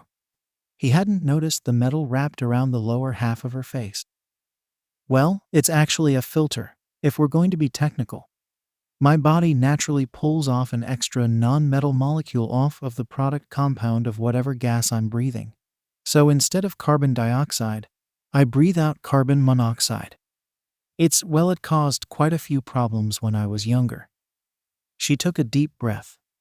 "I guess I'm rambling a bit, but what I'm trying to say is it's not always your quirk that's going to define whether or not you're strong." Freya, a tall boy with close cropped hair, slowly sidled up to Freya, slinging an arm over her shoulder. "The practical exams are about to start. You better go before you're late." "Sorry, Ferris," she said sheepishly. "It's just, this is the first person that's really talked to me here, and I guess I got a little excited and lost track of time." Freya trailed off, body turning half around until she was lined up towards one of the exam doors. She turned her head back slightly and murmured back a quick, "Good luck, Midoriya," and then she was off, her hair floating slightly behind her in the breeze. The other boy, Ferris, turned back towards Midoriya, his head carefully bobbing up and down as he scanned Midoriya from head to toe. "Midoriya, huh?" Izuku felt as if his throat had suddenly become dry. Had he done something to offend this boy in the literal seconds that they'd met? Why yes. "You watch out for my sister, okay?" Izuku almost took a step back at the menacing tone the other boy said those words in, but caught himself before he could. "She wants to become a hero so badly, always has, and I want to see it come true." Ferris swiveled on his heel and walked towards a different entrance, leaving Izuku confused as to what exactly had happened. But he couldn't dwell on things like that right now. Izuku had a practical exam to pass and a whole lot of people to fool while doing it. Bakugo Katsuki sat impatiently in a crowded lecture room, waiting for the practical exam information with a perpetual scowl gracing his face. All these extras that were laughing and talking with each other just pissed him off. If they wanted to be heroes, it might benefit them to shut the hell up sometimes. Or at least, that's what Katsuki thought. Glancing to his left, he found that the chair next to him was still empty, even as the countdown on the screen in front of them stated. There was only a minute left until the doors closed and the instructions were given. Of course, the extras that were slackers and late like this one pissed him off even more. As soon as that thought had crossed his mind, the sound of a seat sliding back had his head swiveling back towards the previously empty chair. Empty-looking pale green eyes hidden behind thickly framed glasses met his own, a mop of dark green hair curling along the tops of the boy's eyelids. Katsuki felt his eyes widen considerably in surprise and anger as he stared at Midoriya Izuku. This boy, this insolent kid fragile, and precious his mind whispered out instead. Had decided to try out for the heroics department despite what Katsuki had told 𝗎𝗪𝗢, he ashamedly thought at him. Deku, he hissed out, palms already beginning to sweat nitroglycerin. This boy was going to be the death of him one day. Me, Deku calmly replied back, a vague smile creeping onto his face. Katsuki narrowed his eyes at the messy-haired teen. Where had this sass even come from? The boy he'd known when they were younger had been meek and shy. But this person to his left was a complete stranger. He wasn't even sure when Deku had switched from his traditional sunglasses to regular glasses. And where had his cane gone? You're blind. Deku smirked. He freaking smirked at Katsuki. Not according to the school application I just sent in. I'm actually just a kid who's extremely clumsy at times and needs high prescription glasses to see. He grasped the side of the glasses frames and lifted them up and down for a few seconds for emphasis. See? Not blind at all. Katsuki slowly let a hissed breath out between his tightly clenched teeth. Just because a paper says something, idiot, doesn't mean it's true. Oh, but it needs to be true, Izuku said nonchalantly. They'd never let a blind kid take this exam, but… He paused for a second, his pale green eyes locking unnervingly onto Katsuki's red eyes. How the heck was he even doing that? This kid was blind for Pete's sake. Becoming a hero is my dream, Kacchan. Do you really want to destroy that? And the immediate answer was no. Katsuki had never wanted to destroy his dreams or even harm them in any way. He just didn't want his childhood friend to get hurt because of this. Why shouldn't he stop Deku? Izuku, his mind rebelliously whispered, from getting into harm's way. There were no possible outcomes that Katsuki could see where Deku wasn't hurt as a hero. Of course, his mind would argue back. He would also most likely get injured as a hero too. So what was the difference? Deku was blind and Katsuki wasn't. That was the difference, and something he always failed to remind himself of. And yet, Deku could see, couldn't he? With that quirk of his, the wind was his guide and could help him sense if anything was coming towards him, no matter the direction. Perhaps he wasn't as weak as Katsuki saw him in his mind's eye. Perhaps, just once, he'd been wrong about Deku not being able to become a hero. Of course, Katsuki would never admit that aloud in a million years. Instead, he let out a small grunt and turned his head to face forward once more as the lights dimmed and the timer went off on the screen in front of them. The sound of people talking slowly pattered off until the only sound left was the occasional shuffling of seats as people tried to get more comfortable. Promise not to say anything about my impairment. When Katsuki didn't respond after a few seconds, Deku let out a sigh of relief as he took the silence as agreement. It was, but he'd never confirm it. Thanks, Kacchan. I knew I could count on you, just like old times. Katsuki peered at Deku out of the corner of his eye, spotting the genuine smile that was now on the other boy's face. All the other smiles had been fake so far. Or, at least not heartfelt like this one was. He felt something akin to happiness beginning to blossom up inside him at that fact, but quickly squashed it down so he could focus on the man standing on the stage. Welcome to today's live performance. A pro hero, 𝗵𝘃𝗄, screamed out. How's everyone doing today? He flung his fingers out at the audience, as if waiting for a response. But the room stayed deathly silent. 𝗵𝘃𝗄 cleared his throat, unfazed by the lack of response. Well, my examinee listeners, I'm here to present the guidelines of your practical. Are you ready? Katsuki swore he could hear crickets chirping in the background. All right, this is how the test is going to go down, my listeners. You'll be experiencing 10-minute-long mock battles in a sit-escape against.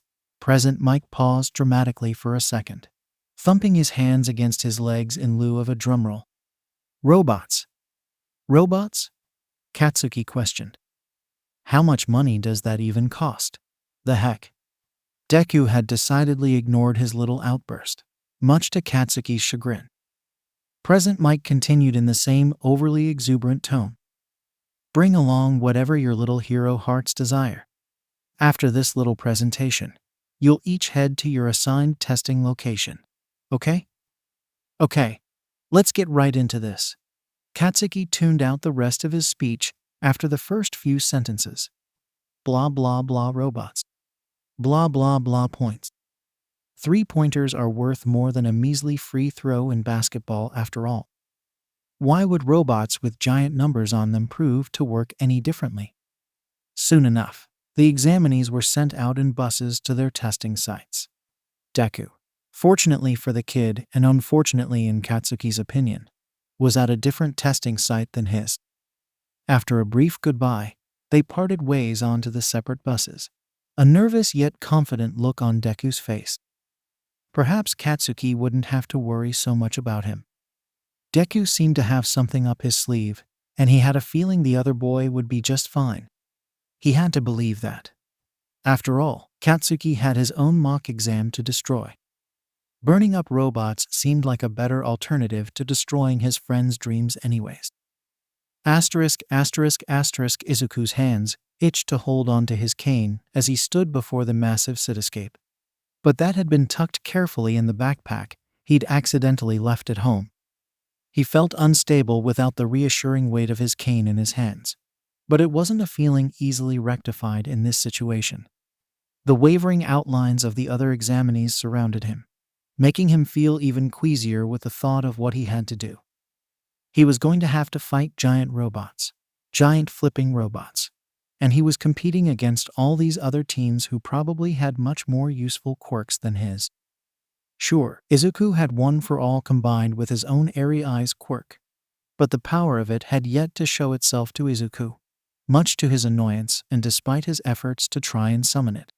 All Might had told him not to be worried about it, that it was because one for all had combined with his own quirk so completely that it would take a lot of dedication and training before the full strength of it manifested. For now, he'd told Izuku that being able to create the semi-powerful whirlwinds from his arms would help him through the exam, and that they'd have enough time after Izuku got into Yui to work on improving his combined quirk. Izuku just hoped the whirlwind blast was strong enough to break through metal. Taking a deep breath, Izuku scanned the crowd slowly, letting his gaze focus what he sensed. Many of the people had extended parts to their body as an account to the mutantness of their quirks. There was also quite a lot of people trying to calm down and focus like he was, but those people kept their heads bowed and hands held up above their head, as if to pray to one of the gods for help. They wouldn't come, Izuku thought wryly. They never did for him, so why would they come for someone now? A large buzzer sounded over what Izuku assumed were speakers above the cityscape. Go examinees. In a real battle, there is no countdown to a battle. You have 10 minutes to collect as many points as possible. Good luck. And that was that. The examinees looked at each other for a second before rushing forward in a frenzy. Izuku was left to the back of the pack, which was fine by him. With this quirk, it would be much easier to hunt the robots down, and a few seconds wasn't going to change that fact. As soon as he stepped inside the cityscape, the wind pressure seemed to increase tenfold.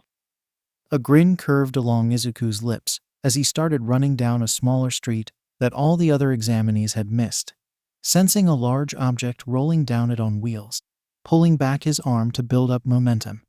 He ran towards the robot with a determined grin on his face and swept his arm forward in a slicing motion. Izuku heard the tornado of air hit the robot square in the chest, the metal splitting down the middle in a jagged line as the robot fell to the ground in 2 pieces, the sound of sparks popping off of the wires. Not even a second later, Izuku was already off running. There was no time to do a victory dance over what he'd thought was going to be a complete failure. No, there were robots to destroy and points to rack up. Izuku could distantly sense the wheels and outlines of more robots, so that's where his body took him. Later, Izuku wouldn't recall how many robots his tiny whirlwinds had smashed through, nor the satisfying crunch the metal would make as it twisted and fell against the ground. He would recall the deep boom of another robot down the main plaza of the cityscape instead. its giant wheels flinging rocks and debris into the path of the fleeing teenagers. It was the 0-pointer present Mike had told them to avoid and ignore. Izuku was about to do just that, but a cry for help pierced through the foggy panic in his head. He immediately sent a light wave of wind towards the area he'd heard the sound come from. Freezing at the sight, his quirk unfolded for him. A girl was trapped under one of the earlier destroyed and discarded robot parts. Her right leg melded snugly into the outline of the robot. She cried and cried out for help, but all the other examiners fled the scene, either to escape the robot or to rack up more points, or because of both of those options. A sick, twisted feeling curdled inside his stomach. How could all those people hear her asking them for help and do nothing about it? Izuku wasn't sure about them, but the thought of leaving someone who was in danger to deal with it alone seemed rude and unforgiving to him. Without a second thought, his legs began to move on their own towards the larger-than-life robot and the girl about to be crushed below it. As he reached the hunk of metal where the girl was, he pulled back 2 of his fingers to his left shoulder and aimed the wall of air at the bottom of the metal in an attempt to cut off just the part where the girl's leg was trapped under, angling it just so in an attempt to not collapse the robot onto her more. Releasing his wall of air in a swift downward motion, he sensed the metal cutting cleanly through into a smaller, more manageable piece. He quickly hauled it off of her and held out his hand to help her up. Izuku could practically feel the smile tugging on her face as she quipped out a quick, "Thanks," and then ran away from the giant robot, her hand still enclosed in his for a second before pulling away as she ran off. The speakers came to life with a crackle. "Time's up, examinees. Head to the main gate you first arrived in as soon as you can." His heart seized at that. He'd been so preoccupied saving that girl that he'd forgotten all about how much time was left. Izuku could only hope he'd gotten enough points to pass the exam. If only he could seen the numbers on the sides of the robots and been able to count it up in his head, just as a precaution. Oh, right. There was a problem he'd forgotten to take into account. Izuku couldn't see or read, so how was he going to take the written portion of the exam? As Midoriya Izuku got off the bus back from the practical exams, his shattered glasses held loosely in his left hand, he made sure to stumble a bit and keep a sheepish look on his face as an examiner overseeing the transition to the written exams came walking over. "Are you okay?" they asked, concern leaking into their voices. Izuku forced out a nervous laugh. "I sorta broke my glasses during the practical exam, and my vision is super bad.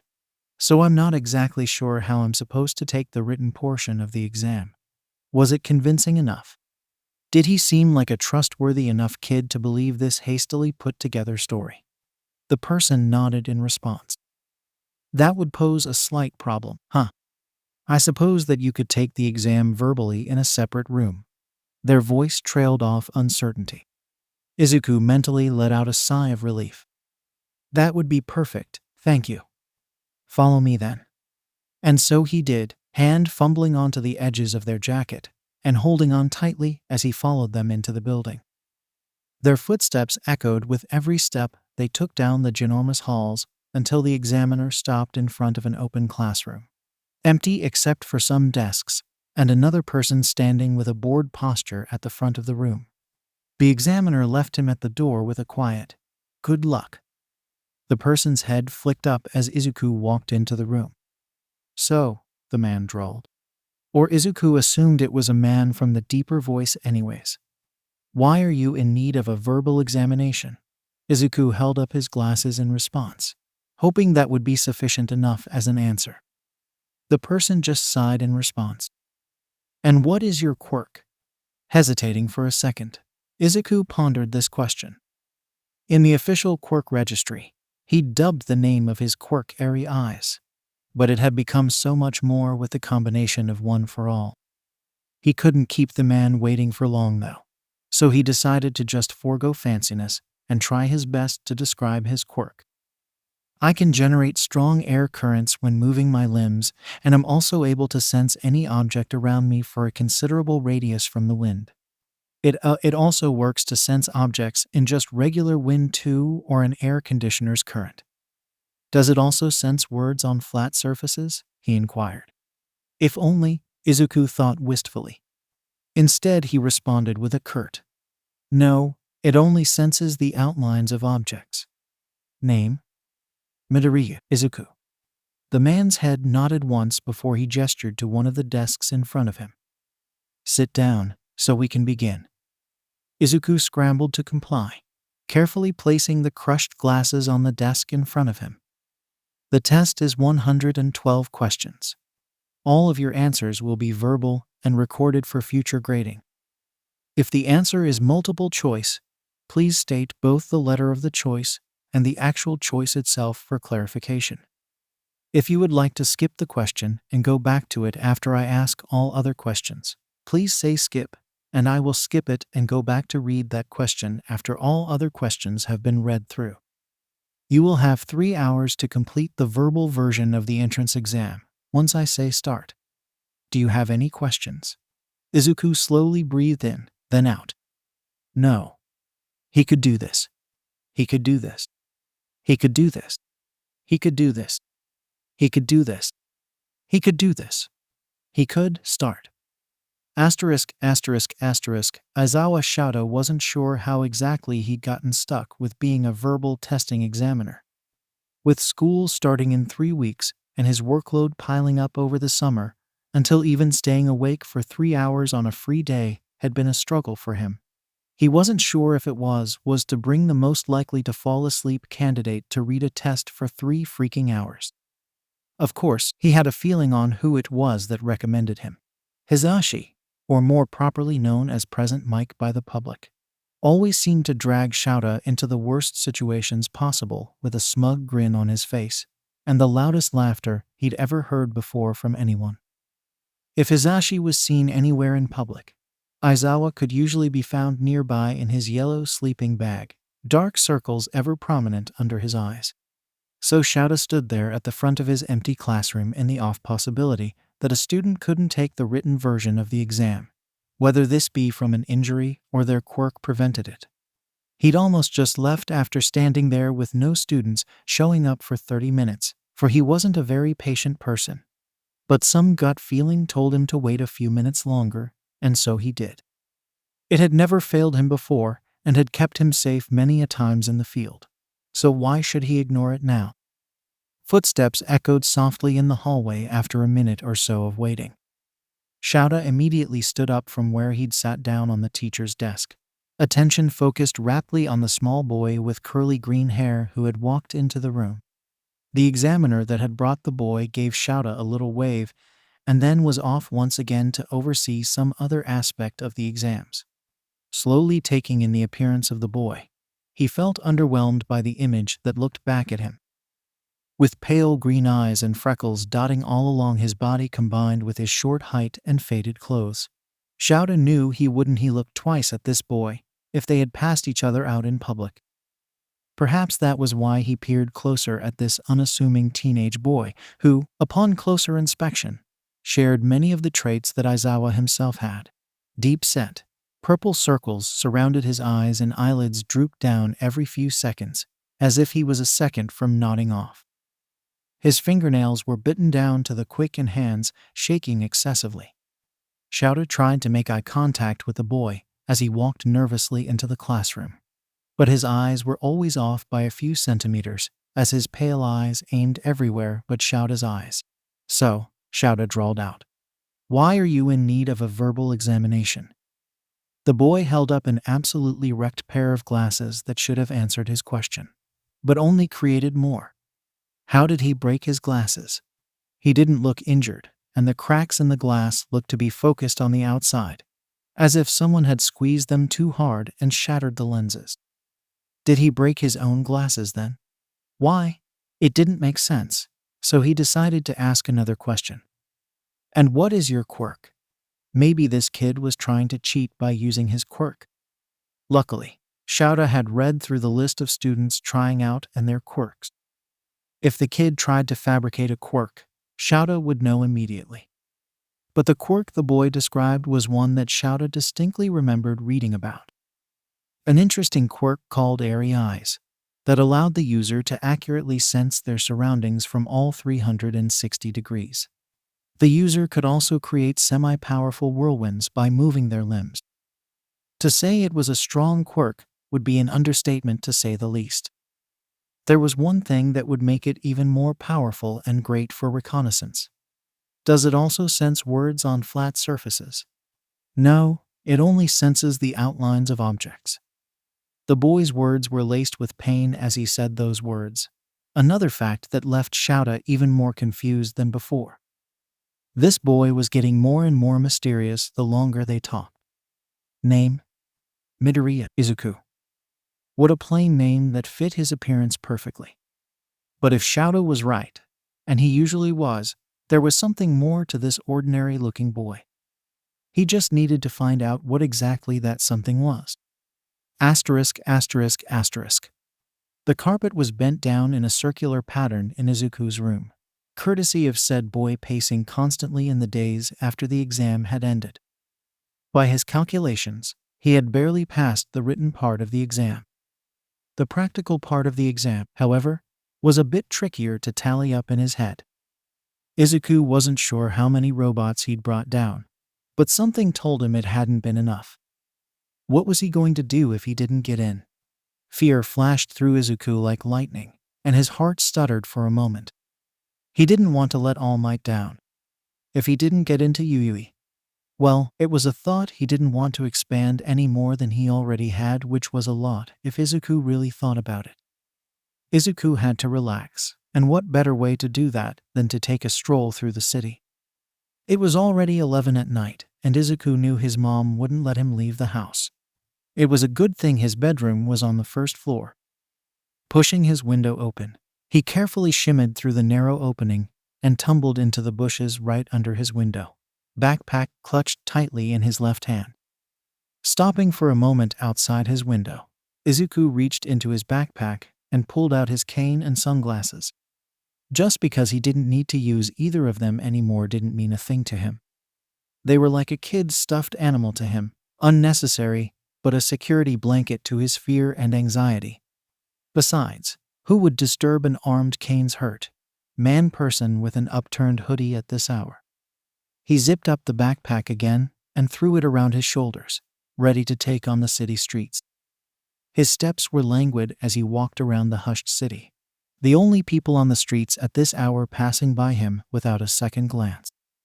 It was nice in a way, to be able to go by unnoticed and not cared about for once in his life. And maybe, if he got in, UUE would be like that too. No longer would he be looked down upon for being the odd kid out.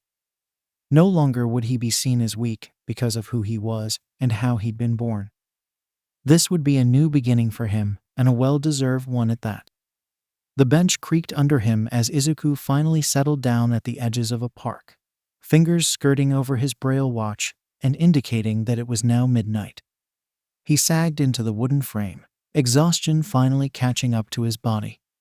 Of course, this couldn't have occurred when he was at home. No, his body just had to start crashing so far away from his house.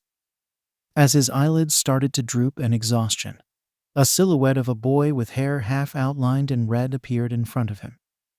Izuku could hear the sweet, calming voice of the other boy, but his mind refused to comprehend it. "Hi," he mumbled out, hand reaching out blindly towards the bright red color. The boy leaned in closer, allowing him to sift his fingers through the red strands. Izuku had never felt anything this soft before in his life. With his last tendrils of consciousness, he heard the boy whisper out, "Hello," before the world went black and Izuku fell into a deep slumber. Izuku dreamed of arms holding him close and cold nipping his scalp as the sensation of fingers carted through his hair. He dreamed of soft pillows and warm blankets wrapped around him like a burrito. He dreamed of peace and calmness, and everything soothing that he could think of. His mother's udon noodles and her melodic laughter. Dreams of happiness and light and good. When his eyes began to flutter open and his quirk began to search the surroundings, Izuku felt as if he was still in a dream. The room around him wasn't his. Instead, the objects were more boxy and neat. Not one piece of it felt cluttered or messy in the slightest. "Oh, you're awake." Izuku startled at the new voice, limbs locking up as his head turned towards the boy standing in the doorway. "I was wondering how long you were going to sleep." "𝗬𝗲𝗄𝗏, he stammered out through clenched teeth.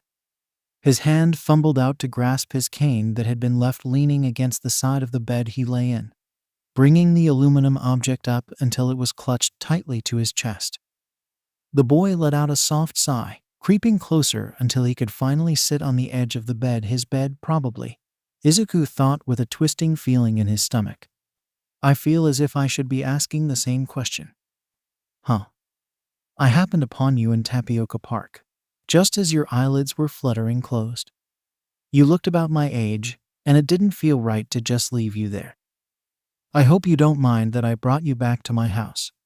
A bed is better for your back to sleep upon than a park bench."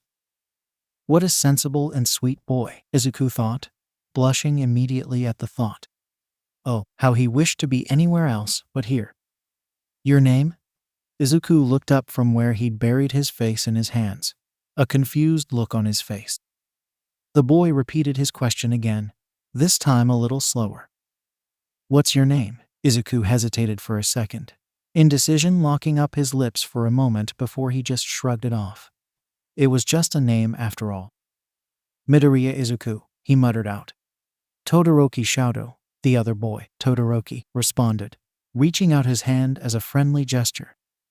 Izuku grasped Todoroki's hand in his own after a moment, fingers squeezing softly against the other boy's in a handshake.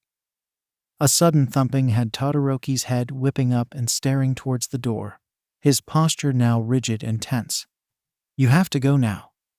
Izuku opened his mouth, ready to ask why, to protest, but the other boy quickly cut him off. "There's no time to explain, I'm afraid. Can you climb out through the window and down the lattice with, your visual impairment?" He'd been wondering when that was going to be pointed out. His cane left little to the imagination on that subject. "I'll be fine," Izuku said curtly. "But why do I have to go? No time." Todoroki pulled Izuku out of bed, carefully placing his shoes and backpack into his lap. "Quickly, put those on and leave. I'll try to stall, but I just hope for your sake that you're gone by the time I get back." "Got it?" What was happening? "All right," Izuku stuttered out, pulling on his red outlined shoes. But as the door shut softly behind Todoroki, everything felt like the opposite of all right. This quiet boy who had brought him in out of kindness had sounded so worried and fearful at the mere idea of Izuku being found in his bedroom. It didn't sit well in Izuku's stomach one bit. Backpack straps tightened around his shoulders and shoes snug on his feet. Izuku made his way over to the window and climbed out onto the lattice, climbing up the wall. Flowers creeped between the slatted strips and wove intricate patterns, all the way down to the street 2 stories below.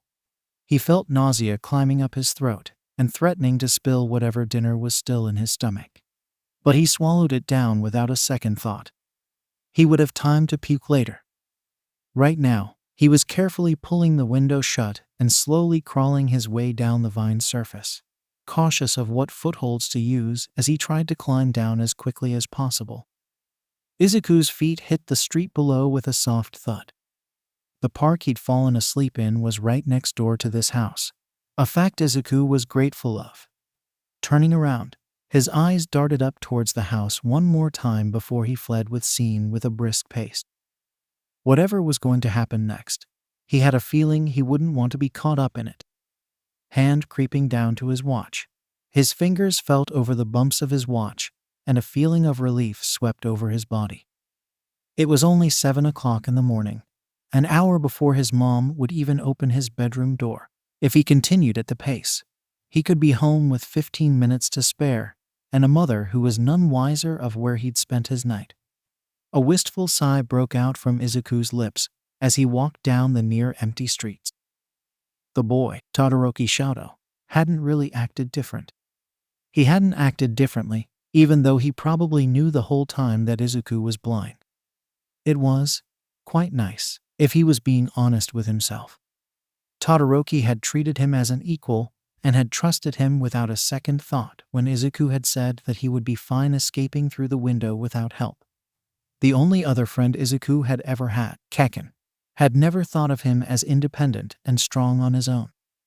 No, he'd always seen Izuku as weak and someone to protect. While he couldn't condemn his childhood friend for acting like that, sometimes he wondered if he might have turned out stronger if Kacchan hadn't stood up for him. If Izuku would have learned to fight for himself from the beginning, instead of being thrust into it in middle school when Kacchan had begun to ignore him. Todoroki was the first person Izuku could ever remember meeting that had known he was blind from the beginning, and still treated him as an equal.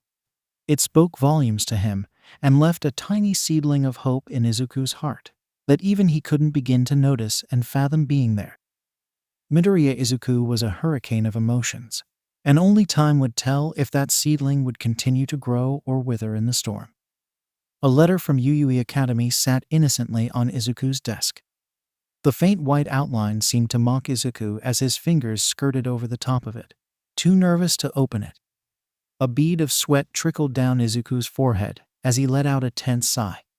He had to open it sometime, but his shaky hands protested that time being now. He wasn't even sure why he was nervous.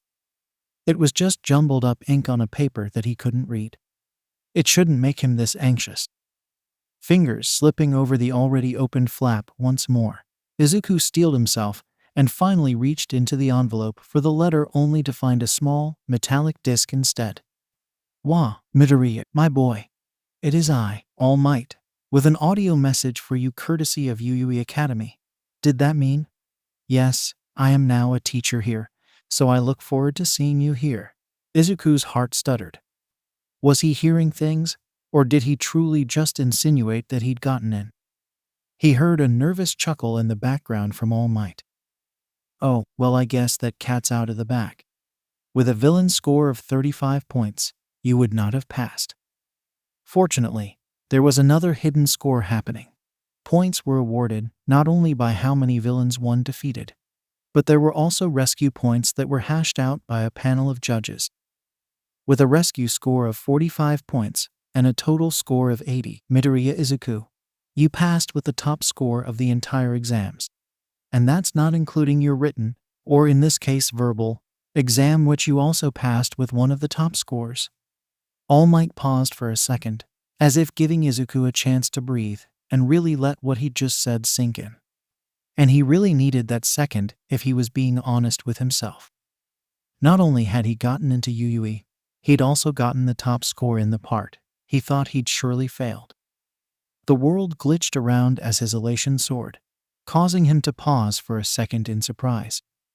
As his heartbeat started to calm down a bit, the world stabilized around him and returned to the once again recognizable shapes of his room. Congratulations, my boy. Welcome to UUE Academy for your Hero Academia. School starts in 2 weeks, so make sure you get what you need for school before then. If you press the top of the metallic disc again, the audio for your school list will play out. Reach for your dream, young Midoriya, and go plus ultra.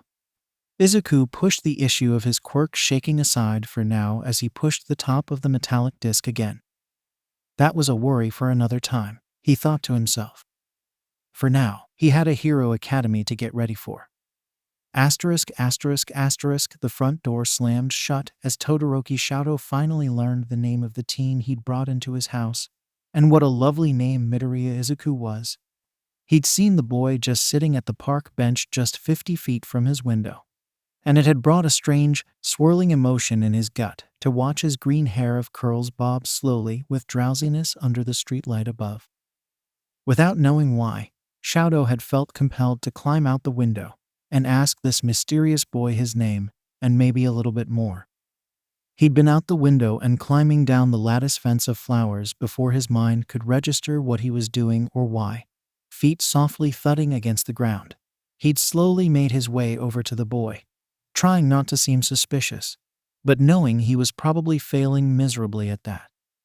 As 𝗬𝗪's vision finally sharpened on the boy, he noticed a cane hanging loosely in his right hand and sunglasses on the tip of his nose despite it being the middle of the night.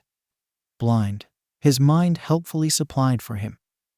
The boy was blind and out at night with no one else around.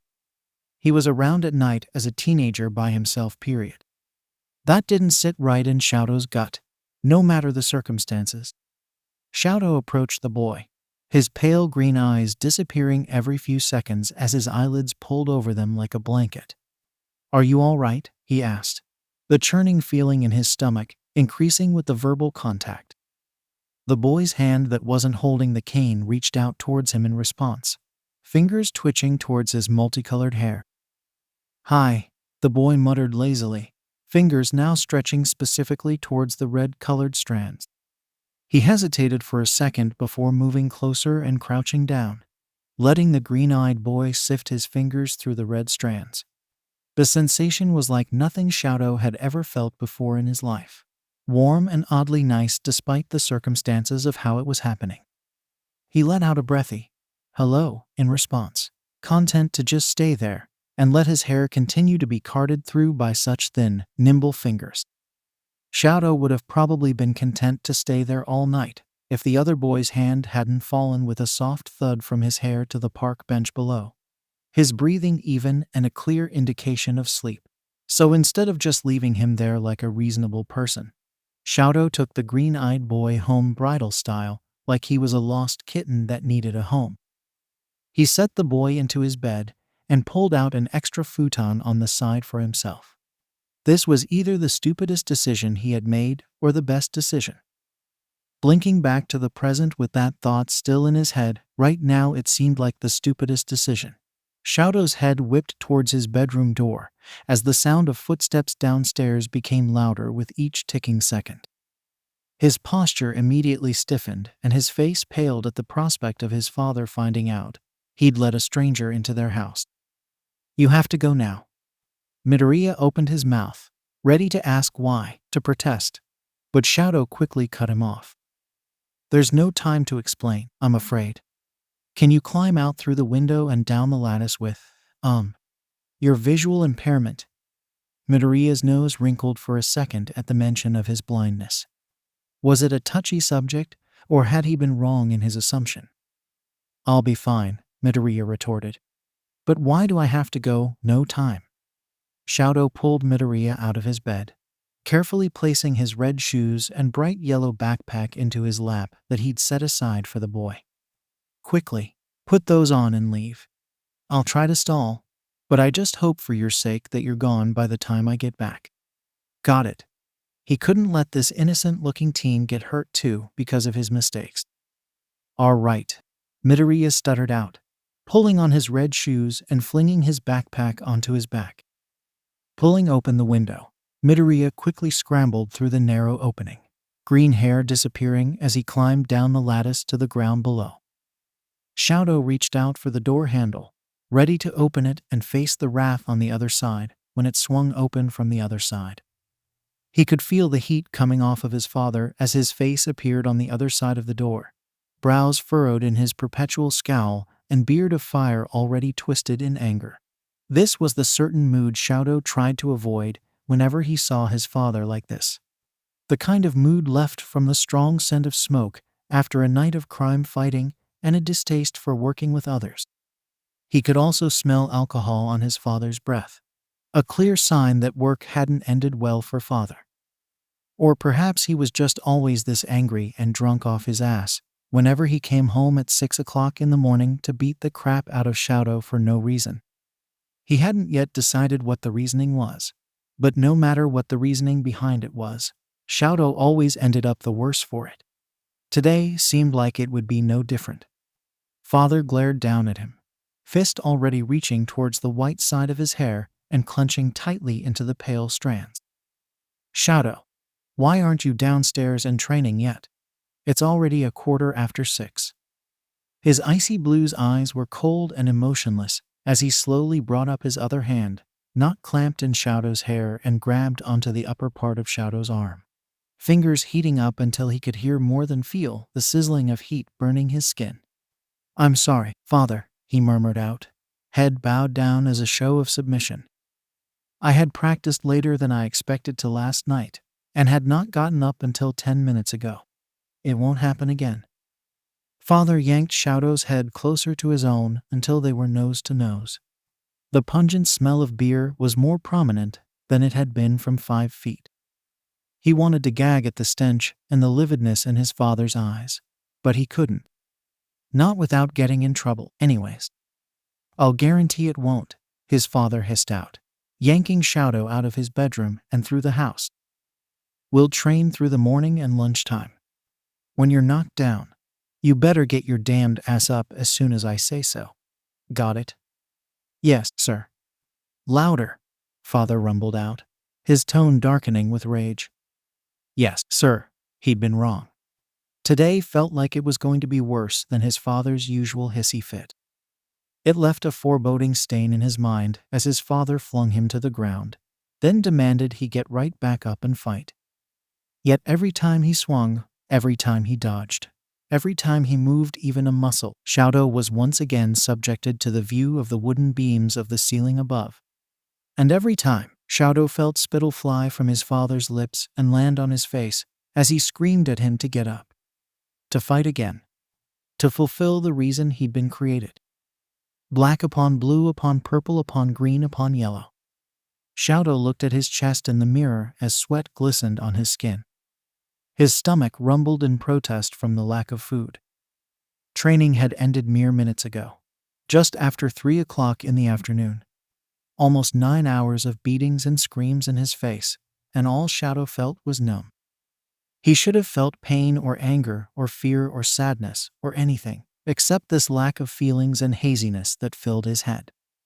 As he watched his expressionless face in the mirror, he wondered if he ever would. ****Midoriya Izuku stood once again in front of Yui Academy. His tie hopefully knotted neatly around his neck and his signature backpack slung onto his back. A new pair of thick-rimmed glasses sat askewly on the tip of his nose, and his cane was tucked neatly into the bottom of his bag out of sight. It was always good to have it with him, just in case. Izuku's heart fluttered anxiously as he slowly walked towards his new school. Should he be excited? Nervous? Scared? All three. He wasn't sure how he felt, and that indecisive feeling continued to grow with each step he took. And then his foot caught on an edge in the sidewalk he'd somehow failed to notice. As Izuku fell, all he could think was how fitting of a start to his high school career this was. He squeezed his eyes closed and tensed up as he waited for the pain of the hard concrete meeting his body, but instead was met with the feeling of weightlessness. "Oh, good. I caught you in time," chirped out a cheery voice that Izuku felt like he recognized, but he wasn't sure until the outline of her body was filled in by his quirk. It was the girl he'd saved from that giant robot in the practical exam. "I was worried you'd fall flat on your face there for a second."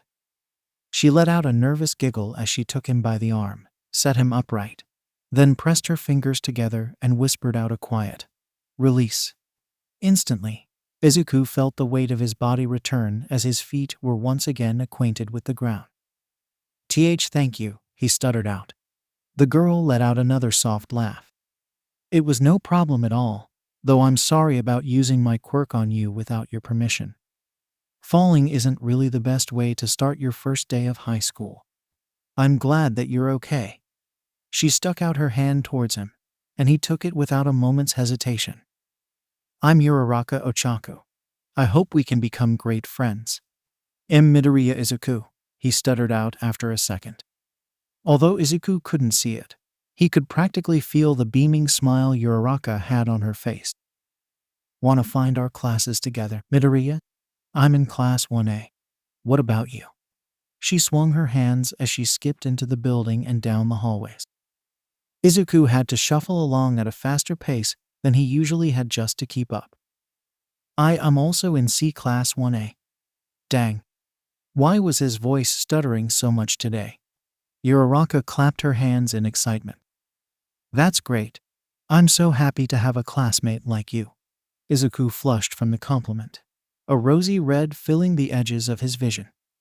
𝗬𝗧𝗏 was so sweet and kind to him, and he wasn't sure why. Was this how people acted when they thought he was normal? Todoroki still acted nice, even though he knew. 𝗬𝗧𝗏 finally stopped in front of an extremely tall door, a sign that Izuku took to mean that it was their classroom. She turned towards him, bouncing on the balls of her feet. "Are you ready?" A scratchy started in his throat, and his tongue felt parched at the mere thought of having to interact with more people. But Izuku still managed to squeak out a squeaky "yes" just before 𝗬𝗧𝗏 pushed open the door. His quirk immediately started to compile information, a slight whisper of wind exuding off of his body and cataloging the surroundings closest to Izuku in more detail than what he'd usually pertain inside a classroom. Counting the number of moving outlines around the room, he estimated that just about everyone else had already arrived, and they were the last ones to come in. The familiar outline of his childhood friend, Kacchan, had his heart skipping a beat. He knew Kacchan would get into Yuyui with no problem at all, but he'd thought the odds of them being in the same class weren't very high. His brash and loud voice echoed through the small classroom, eliciting stares and laughter alike. Of course, the ill-tempered teen had already picked a fight with someone. Izuku grinned internally at the thought. His explosive friend certainly knew how to rub people the wrong way in whatever he did, and putting his feet up on the desk was no exception. "It is extremely rude for you to put your dirty feet up on the desks of such a high institution. I demand you take them off at once," spluttered out a taller man with boxy shapes connected to his calves. Izuku vaguely remembered seeing him in the same testing area as himself, but little else besides that fact. He wondered if they ever talked. Kacchan scoffed at the other teen. "I'll do as I please, 4 eyes. I don't need any lecture from the likes of any preppy rich kid." Scram. Oh, great. The explosive teen was off to an even better start than Izuku had imagined. Just perfect. The boxy calf teen was silent for a moment, as if contemplating how exactly to murder Kacchan. Izuku wouldn't blame him if he was at this point. Instead of committing any acts of violence, he just bowed low once and stayed there for a second before bobbing back up in a robotic-like manner. "I'm sorry if we got off on the wrong foot there. As you were going to be my future classmate for a few years, I think it best if we start over properly." "My name is 𝗬𝗖𝗎𝗓, I said Scram," Kacchan repeated again. "I'm not here to make friends. I'm here to become the #1 hero, and that's it. Got it?" Before Ida could respond or Izuku to reprimand his friend, "Because that is not how you talk to other people, Kacchan, oh my gosh," the door creaked open again to reveal a shapeless lump inching its way along the ground. Izuku immediately darted out of the way and sat down in the closest empty seat, which just happened to be right behind Kacchan. The blob continued to inch forward until it finally stopped right in front of the teacher's desk, a hand darting out and unzipping the middle of what he now realized was a sleeping bag. The figure that slowly climbed out and stood up with a sagging posture and loose scarf was a figure Izuku knew. It was his verbal exam instructor. "I know him," he whispered out. Kacchan's head whipped around so fast that Izuku wasn't sure how the teen didn't injure himself in the process. "Deku," he screamed. "When the heck did you get here?" "Soon enough to see you arguing over something as petty as having your shoes on the desk," Izuku responded, a tiny grin appearing when a reddish tinge took over Kacchan's face. Seeing red was fantastic, especially to tell whether someone was blushing or not. "Shut up," Kacchan grumbled out, and he probably would have said more if the exam person in front hadn't cleared his throat to get the class's attention. His childhood friend let out a few choice words, albeit rather quietly for once, then turned back toward the front with his ever-tense posture. The chatter of the class dimmed around Izuku until it was dead silent and everyone was facing towards the man. "Hello, my name is Izuku AU, and I am your homeroom teacher this year." He pulled up his sleeping bag and fumbled around inside it for a moment before pulling out a jumble of clothing. He tossed it towards the nearest student with little regard. "These are your gym uniforms." Put them on and meet me out by the training fields. No questions asked, no excuses. Now, go. The classroom had felt stifled and condensed to 𝗧𝗪𝗧𝗏, the low hum of his new classmates doing little to calm the rising panic in his chest. New environments combined with new people all in one day was something 𝗧𝗪𝗧 should have been used to. But this felt different. Different age group. Different expectations. Everything was different. Just as it seemed that his heart was about to burst out of his chest, everything froze for just a moment as 𝗧𝗪𝗧𝗏's eyes caught sight of familiar green curls. His breath stuttered to a halt. It couldn't be possible. He couldn't be lucky enough to meet that mysterious pale-eyed boy again. And yet there Midoriya was, an exasperated smile curling the corners of his lips as he watched the angry blonde and that engine quirk boy argue with each other. Something was different though. As 𝗧𝗪𝗧 peered closer, he realized that Midoriya had neither his cane nor his sunglasses with him.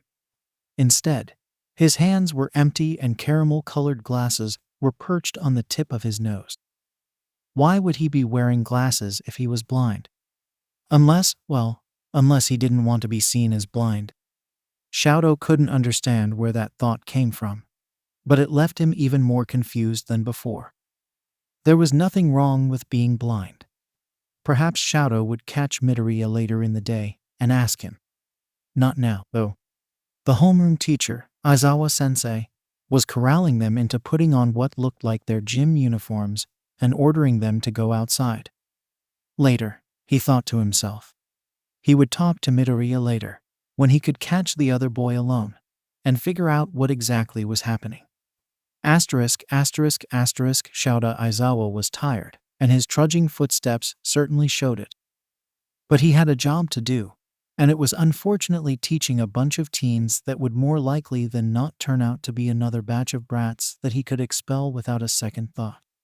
So instead of going to the entrance ceremony like the classes were supposed to do, 𝗧𝗪𝗧𝗏 had instead forced them into donning on the gym attire and coming out to the practice fields in what he considered to be a weeding of the week. Many of his co-workers disagreed with his methods, but it was just a little quirk testing.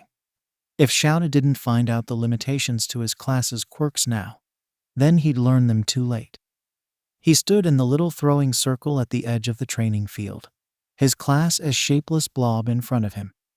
He scanned each face carefully, not quite glaring them down but close enough to assert authority over them. His eyes snagged for a second on a boy with pale green eyes hidden behind thick-rimmed glasses and curly green hair, but he moved on without showing even a glimmer of surprise on his face. Midoriya Izuku and his quirk-airy eyes. To say 𝗧𝗪𝗧𝗏 was pleased to have such a promising kid placed in his class was an understatement, and something he'd never mention to anyone else if he could help it. Maybe this year wasn't going to be as tiresome as he'd originally thought. "Line up," 𝗧𝗪𝗧𝗏 barked out at the students, and they scrambled to comply.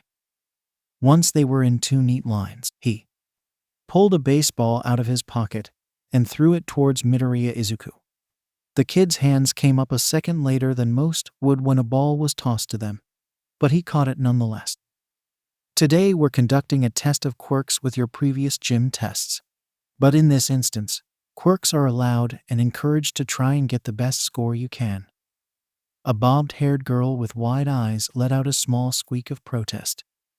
"But Aizawa-sensei, what about the entrance ceremony and all that?" "It's a waste of time if you want to become a hero," he retorted. Her mouth snapped shut quickly at that, as did many others. 𝗧𝗪𝗧𝗏 continued on with his explanation, anyways to avoid any future protests. UUE is known for its more freestyle education methods. This idea applies to us teachers as well. His gaze snapped towards the green-haired boy. "Midoriya."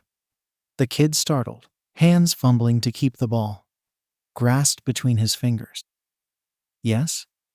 How far could you throw in middle school?" Midoriya's eyes narrowed in thought for a second before he responded with, 56 meters. 𝗧𝗪𝗧𝗏 crooked his finger towards Midoriya and beckoned him forward. "Try throwing it again with your quirk, but don't leave the circle. Give it all you've got." As Midoriya passed by 𝗧𝗪𝗧𝗏, he tried to catch the boy's eye. But the boy just walked past him and into the circle, as if he hadn't noticed 𝗧𝗪𝗧's gaze at all. Could it be possible? No way, he thought to himself. There was no way he was right. After all, Midoriya could walk fine, and he didn't seem hindered one bit. There was absolutely no way that 𝗧𝗪𝗧 was right. After all, nobody that was blind could move around this normally without any trouble. Unless Midoriya wasn't completely blind. Airy eyes. What a strange name for someone to give their quirk. As if it was their sight instead of their own eyes. ********. Izuku held on tightly to the ball in his hand. His mind racing to come up with a way to accomplish this task with his limited use of short bursts of air. He had to make a good first impression. He had to show Kacchan he wasn't a helpless little kid that needed protecting. Stepping into the slightly raised circle, he started winding back his arm to throw the ball, quirk working overtime to show every single detail Izuku could get out of his surroundings. He wondered if there was a way to use his quirk to see how the air currents were moving. Maybe if he concentrated hard enough. There, Izuku spotted a streak of thin, strangely colored strings tugging against the sky in beautifully curved patterns, moving in the direction just slightly to the left of himself. Reaching up towards the strongs with a hand, not holding onto the ball, Izuku pulled, and pulled, and pulled until the air current straightened out and was now flowing swiftly away from him. There was murmuring behind him as Izuku wiped the sweat off his forehead that had appeared and finally pulled back his arm and shot the ball into the sky, adding a bit of extra wind to the end to help it along the newly straightened air current. He sensed the ball for a while, riding the current like it was surfing a wave in the ocean, but lost feeling of the ball after it was about half a mile away. Aizawa-sensei's head swiveled towards him, his posture unreadable. He held a box out towards Izuku that he assumed was to measure how far the ball went. 1,200 meters. The teens behind him let out a gasp of awe as Izuku slowly walked back towards them, head bowed in embarrassment. Maybe he should have held back a little bit. Attention wasn't something Izuku seeked out, and there was a reason for that. That was so cool. What an amazing quirk. I'm not even sure what happened, but it looked amazing. Did you see how fast that ball went? It was like F whoosh and SH whoom, and then it was out of sight. But these comments weren't what Izuku had been expecting. These comments were kind, encouraging, everything that the usual comments weren't. He felt his cheeks flush in gratitude instead of embarrassment as a few people clapped him on the back as he joined his classmates. One in particular with longer hair and a tall physique leaned closer and giggled. "That was amazing," the girl whisper yelled. Something metal touched the tip of his ear, and he let out a small puff of breath as he realized who was talking to him. "Thanks, Freya. It's nice to see you made the hero course too." Izuku let out a genuine smile, happy to see the raspy-sounding girl again. "I know," Freya gushed. "It's so cool that we both made it and into the same class too. And my brother, Ferris, made it into the support department too. So it's even more exciting. This school year is going to be fantastic." Izuku opened his mouth to respond, but the clipped sound of Aizawa-sensei calling out, "Miss Stellar, you're up next to throw," had both of them lapsing into silence. As she walked over to the throwing circle, Izuku called out a quiet, "Good luck." Freya paused for a moment, turning around and sending a peace sign towards him. "Thanks." And then she was off. Ball grasped tightly in her hands and shoulders pulled back in a show of what Izuku felt was false confidence. He hoped she did well. It wasn't often that Izuku met she a sweet person, although he might just have to change his view on the often-ness part. If he really thought about it. There was Todoroki, Uraraka. Kacchan he considered the angry teen to be kind anyways, Freya. And, if how everyone had been acting today was anything to go by, everyone else in his class seemed super nice too. It left a fuzzy feeling in Izuku's heart. The rest of the assessment left Izuku feeling tired and his breaths hollow. He'd used his quirk more today than he'd probably done in a week of training with All Might, and the backlash of it left his legs wobbling and ready to collapse at a moment's notice. Before he could stagger off to go home and sleep this exhaustion off, a hand clamped tightly onto his shoulder and held him back. The thick, shoulder-length curls and long, thin scarf made it clear just who it was. He turned around with a nervous smile on his face. "Aizawa-sensei, did you need me for something?" His homeroom teacher let out a deep sigh. "I'm sorry to do this to you, but I need to confirm something." Aizawa's voice was laced with what Izuku could only assume was remorse and regret, but for what he didn't know. "Sorry for what?" Izuku's voice cut off in a strangled yelp as everything around him went dark. All the shapes and outlines that he'd been constantly surrounded by with the combination of All Might's quirk were gone. Every stray breeze, every strangely colored air string he'd been able to see since this morning, this were all gone. All that was left was a suffocating darkness that had Izuku choking on his own spit and collapsing onto the ground in terror. "Give it back," he rasped out, fingers scrambling and pulling at his hair until he felt a grounding, dull pain in his head because of it. His legs curled in on himself as he lay there in the grass, tears prickling in the corners of his eyes. "It's all I have. Please." His vision returned a second later. Izuku sobbed out a sigh of relief as the familiar white outlines of his world returned back in their place, and he could see once more. He didn't want to move, though. Or rather, his body refused to, so he decided that staying slumped on the ground was the better only choice. A voice spoke up above him, and it took Izuku a second to focus his quirk on the outline of Aizawa above him. "I was hoping my hunch would be wrong." Izuku let out a harsh chuckle. "And what hunch was that?" "That you were blind." Aizawa sat down on the grass beside him, sighing as he placed a gentle hand on Izuku's knee. "I'm sorry." Turning his head to look at his teacher, Izuku let out a small snort. His heartbeat had finally calmed down from the scare of losing his quirk for a few seconds. "Sorry for what? That I'm blind? That I'm useless without my vision?" The sharp intake of air from his teacher had him questioning whether or not what he just said was maybe, just maybe, a little too self-deprecating. "No," Aizawa responded gruffly. "I'm sorry that I took away your quirk just to test whether or not you were blind. I should have just asked." "So, why didn't you just ask? Would you have said yes if I asked whether or not you were blind?" Izuku let out a non-committal hum. "You have a point there," he admitted. "It wouldn't have hurt to try, though. I guess." Aizawa-sensei shifted himself down to the ground until he was lying parallel to Izuku. His legs crossed languidly in the opposite direction of Izuku's own. "What are you doing?" Izuku inquired, baffled by the older teacher's behavior. "I have absolutely no idea what you're talking about. I'm just lying here in the grass, and if you try to tell anyone else anything different, I'll make your homeroom life miserable." "Got it, kid?" When Izuku had first met Aizawa-sensei back at the exams, he'd considered the man to be guarded and just a bit irritated at everyone and everything. While both of those things still seemed completely true to him, he also found the man to be secretly caring and protective of others. "Of course, sensei. I won't say a word if you don't mention I'm blind." Aizawa scoffed at that. "And how's that going to work, huh? You can't read. I'm pretty sure you can't write, unless it's in Braille. What are you going to do every time there's a test you have to take? You can't keep breaking glasses and hoping it'll get you out of taking a written test."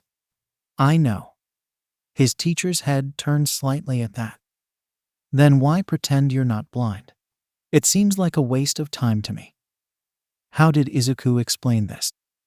This helpless feeling that overwhelmed him every time he thought about telling someone he was blind. The pain and sadness of his middle school days, and the bullies that had made his life a living hell, all because he'd lost his sight as a young child. Useless and weak and unwanted. The three things Izuku never wanted to be seen as again. Have you ever just felt waves of sympathy rolling off someone because of something you couldn't control? or been bullied because of a physical impairment, or just felt useless because no one trusted the blind kid to function properly without the use of his eyes. Izuku let out a bitter laugh. It isn't a good feeling in the slightest, and I never want to be put in a position where I feel like that again. Is it so wrong of me to want people to see me as a functioning, independent being? Aizawa was silent for a while after that. Izuku stayed quiet too, satisfied with watching the clouds shift in the air as his teacher contemplated what to say in response. After a few minutes of silence, he finally spoke up, voice tinged with guilt. It's not wrong. His mind blanked for a second at that. He'd been expecting a lot of different responses, but empathy was not one of them. What?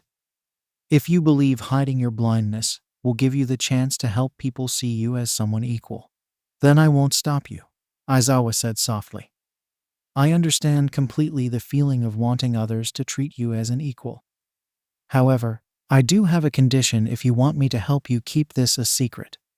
Izuku let out a sigh of relief. Anything, sir. I would do anything for this opportunity. Silence. Then, tell your teachers as soon as you can, so they can help you out. And, while I respect your decision to keep this a secret, tell your classmates before the first year is up. That gives you at least 10 months to build up whatever independence you want them to see in you. But you can't hide the truth forever. It will just build and build and build until there's nowhere else for it to go but out into the open at the worst possible time. Deal? Izuku let out a shaky breath. This was better than nothing, and he truly did need the teacher's help. Deal? Bakugo Katsuki let out an angry huff as he shut the door of his empty household. His parents wouldn't be home until late that night, so he was on his own for dinner. It suited Katsuki just fine too. He considered himself to be much better cook than his mom, but the woman was too stubborn to admit it and give up her position as feeder of the household. That stupid woman's pride had left Katsuki and his father's stomachs many a times in bad shape after a particularly horrible meal, or what he liked to call a typical Tuesday night. He turned on the stovetop as he stomped into the kitchen, opening the cupboard above it and pulling out a frying pan to cook upon. Luckily, Katsuki had bought udon noodles, soy sauce, and some vegetables on the way home from school, so a stir-fry was completely within his vicinity to make. He pulled out a chopping board and a knife, and immediately got to cutting up the vegetables until they were minced into small enough pieces for quick cooking, but still big enough to pick up with chopsticks afterward. Katsuki did all of this on autopilot as his mind whirred through the day's events one more time. Deku had been in his class today, sitting just behind with that smug little grin of his and those useless glasses of his that he really wanted to take off of Deku's face and crush them between his fingers. The green-haired idiot had acted calm and dare he think it normal the entire day that it left Katsuki feeling as if he'd imagined the other boy being blind the whole time. But he hadn't imagined it, that he knew for certain. There were still telltale signs. If Katsuki watched him close enough, he hadn't been if anyone decided to ask him. The nervous tick of his fingers whenever anyone got too close to his face. The way his eyes were always a few centimeters off whenever he looked at someone. The way he was always a second later to watch or notice when something was thrown to him. It left an ache in Katsuki's heart that he wasn't exactly sure why it was there. Did he worry for that idiot? There was absolutely no way he did. He couldn't worry for Deku because if he did, that would mean admitting what Katsuki had spent years burying under anger and frustration. And there was no way he was going to willingly open that mess of shitty feelings he'd been trying to get rid of for years. That was a problem for a future Katsuki to worry about, not the current Katsuki. For now, he would sit down and enjoy some quality stir-fry that wasn't poisoned by his mom. He had plenty of time to psychoanalyze himself later. Or, never. Katsuki had been getting pretty good at killing off any emotions besides anger.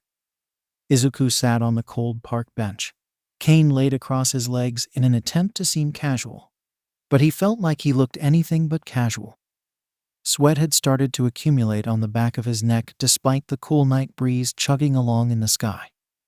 His free hand was tapping a constant 1-2-1-2 pattern on the wooden bench that did nothing to expel the worry in his gut. Why? The question was a simple one, Izuku supposed, and one that the boy sitting next to him should probably get an answer to.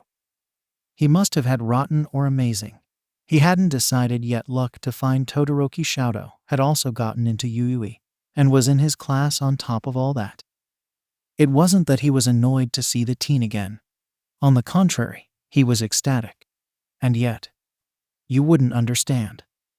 Todoroki huffed out a laugh at that, crossing his arms in annoyance.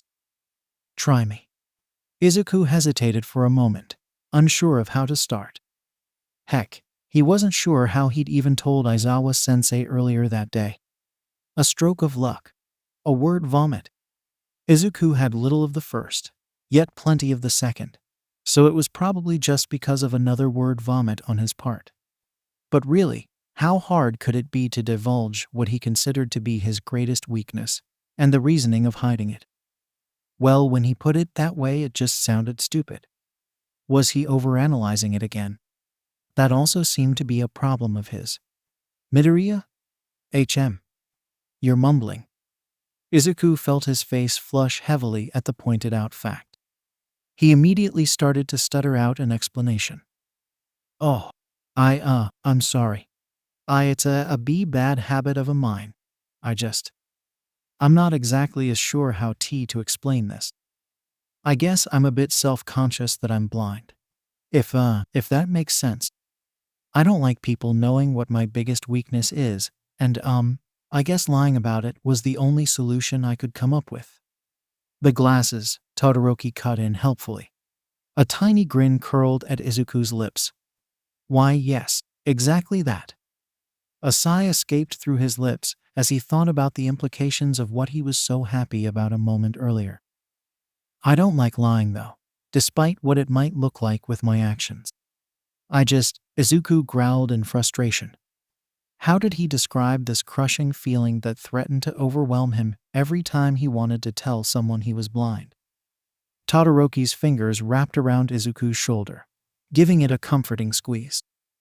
You just don't want others to see you as something less or different because of something you can't control. Oh, so the other teen did get it? Yes, that. Okay. Izuku felt his eyes widen at that. Okay, Todoroki shrugged in response, hesitantly asking, We're friends, right? Of course, Izuku immediately responded, even as his heart was thumping wildly at the implication. Friends? With him? He wanted to laugh giddily at the prospect that this amazing person wanted to be friends with him of all people. It left a warm, fuzzy feeling in his heart that he hoped never went away. Then my answer is okay. It's your thing to tell, not mine, and I respect that. That's what friends do, right? Izuku let out a content sigh in response. A gigantic smile spread across his face. Yeah, he hummed out. He had a feeling Todoroki and he would become great friends. And this seemed like a good start to a long friendship to come. Asterisk, asterisk, asterisk, if anyone were to ask. Bakugo Katsuki was in fact not stalking Deku.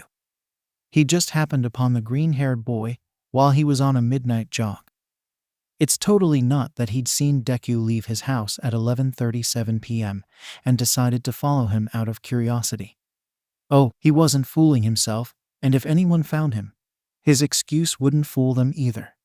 So sue him for being curious and also simultaneously worrying about his reckless childhood friend. If the idiot was going to take a casual stroll around the city at frickin' midnight when drug deals happened, then Katsuki was going to try his damned hardest to make sure said person didn't die in the process.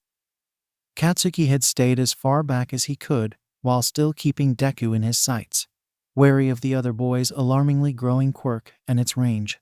He'd also chucked a baggy hoodie on and a large brimmed cap that he'd found in the back of his closet as an extra precaution. Everything had been going fine, well, as fine as it could go when you're stalking someone.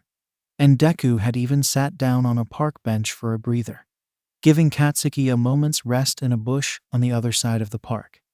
Except, a moment turned into a minute, and a minute into 5 minutes, until Deku's entire body had frozen, then relaxed in a mere split second, as someone had sat down beside him. And that's where Katsuki was now, crouching in a bush, trying not to be seen by Deku, and what he dubbed the idiot's friend, and watching the two of them talk and laugh back and forth. The other boy's hair was half white, half red, a combination that Katsuki remembered seeing in class earlier that day. It was the half bastard that had shown off with his stupid, flashy ice quirk, but hadn't used his fire quirk at all, much to Katsuki's annoyance. How the heck did Deku know this scrub? They seemed quite familiar with each other, if half's hand perched on Deku's shoulder said anything about it. The sight left a tartness on his tongue that had him wanting to leave the area immediately and punch that bastard at the same time. It felt like a nail was being hammered into his head the longer he watched. And while it would be nice to punch the other teen, he didn't want to risk getting in trouble at UUE for any reason, even if that smug smile he swore he could feel on that bastard's face was just asking to be punched. Katsuki slowly stood up from the bush, turned around, and left the park to go back home.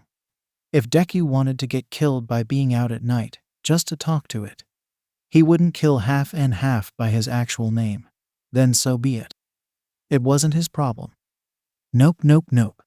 He could deal with the crap of being angry with Deku later, but was he ever really angry at him? Before Katsuki knew it, he was out of that ridiculous disguise he'd put on and in his bed. No shirt and just a long pair of boxers on. Glaring up at his ceiling, he tried for once to sort through whatever this second emotion was that wasn't the usual all-consuming anger. Author's note: what an emo. It was different, yet so similar to the sizzling flare of anger. It kind of popped and crackled at the worst moments in Katsuki's utmost opinion, and left his face flushing a bright red at the most inopportune times. It left him feeling frustrated and lonely, and just a bit angry whenever Izuku even glanced at someone else for too long. Katsuki reached over to his bedside stand and grabbed his phone. Turning it on, he typed in the passcode and immediately opened a Google search. After several minutes of typing and deleting sentences, because some of them just sounded plain stupid to him, he finally came up with a question that didn't seem too dumb, while also fitting the criteria he'd wanted to look up. I feel like throwing up and my face flushes whenever I see his stupid face. The results came up almost instantly, and with each word he read of the titles of the websites, Katsuki felt his face flush just a little bit more. How to know if you have a crush on someone, 5 ways to tell if you like a boy. Quirks and crushes. How to tell if you like a boy or just his quirknerditis. Calm quiz. Do you have a crush on him? 54 insane things you do when you have a crush on someone. No. This couldn't be happening to Katsuki, right? This was all a big mistake. He didn't have a crush on that useless idiot Izuku. If he did, then every little thing he'd told himself over the years about the green-haired boy had been a lie. He wanted it to be wrong, and yet it wasn't. Apparently, if those girly teen magazines from Quirky Teen said anything about it. 1. Your life revolves around them. Okay, it wasn't like Katsuki's life revolved around Deku or anything. So what if he always wanted to know where that idiot was? Or that he always wanted to talk to Deku anytime he could without it looking overly suspicious? Or that he wanted to beat him, and was maybe a little too overfixated on every aspect of Deku's life? Maybe this one was right, but not in the crush way. 2. You've started stalking them online. This one Katsuki could say with certainty he had not, in fact, stalked Deku online. Ever. Only in real life, so it didn't count, right? 3. Your body will have annoying reactions. This was definitely a checkmark. But anything could give someone's body annoying reactions, like, say, a flu. Or sunlight sunburns hurt, man. Or poison ivy. Have you ever touched that shit? Well, don't. It sucks, and the itching's just a constant annoyance. like stupid Deku. 4. You start talking about them a lot. Katsuki could try to deny this one, but all he complained about to his mom was Deku this and Deku that, her words, not his. But what else was he supposed to do? That little bugger was always doing something to annoy Katsuki, whether it be forgetting his cane at home or beating him for the top score during midterms. 5. Your eyes slowly turn green. Was that churning, sickening feeling in his stomach Katsuki always felt whenever Izuku started talking to someone else actually something as petty as jealousy? Probably, his mind argued at the time, it barked out an adamant no. Maybe Katsuki did have a crush on Deku, but he'd be damned before admitting that to anyone else. ******. Freya Stellar was what some people called overly perky, while simultaneously looking as if she'd just been ran over by a truck and put on life support. She couldn't exactly condemn them for thinking that second part, even though her brother certainly would. With her washed-out blonde hair, dark circles under her eyes, the metal gas filter covering the lower half of her face, and the dark brown, almost black, outline of her veins, she would have been surprised if they told her she didn't look like death. Of course, she never let those comments get her down. What was the point of living if she couldn't have fun and make sure everyone else was having fun too? Moving from America to Japan had been quite a culture shock in that department, to say the least. Freya knew that Americans were considered brass and rude compared to other countries, but she hadn't thought it would be so true.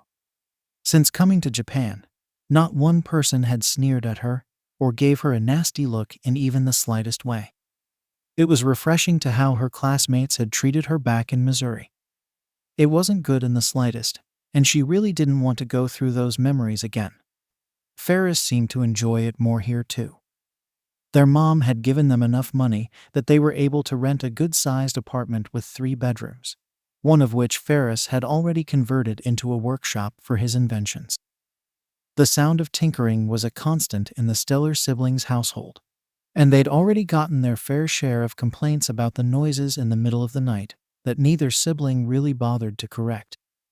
After all, Ferris couldn't stop being Ferris, and all inventors knew the best ideas came at night.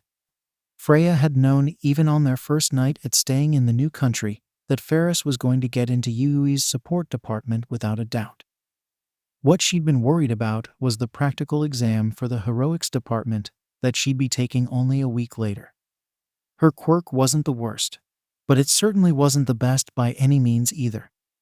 It had actually been her brother that had named the quirk poison control, back before it had evolved to become something much more than being able to consume poisonous substances without backlash. Accidentally drinking bleach and surviving had only been the beginnings of her quirk manifesting. It wasn't until someone had noticed the increased carbon monoxide levels in her room, specifically, that Freya had found out she had 2 quirks in one in a way. She could inhale or consume any liquid or gas, but when expelled they lost a non-metal metal in the process. It made certain non-lethal gases and liquids lethal and vice versa, like with carbon dioxide to carbon monoxide, and with the case of liquidized sodium salt to sulfuric acid, which was a great substance to eat at metal and destroy it, might she also add.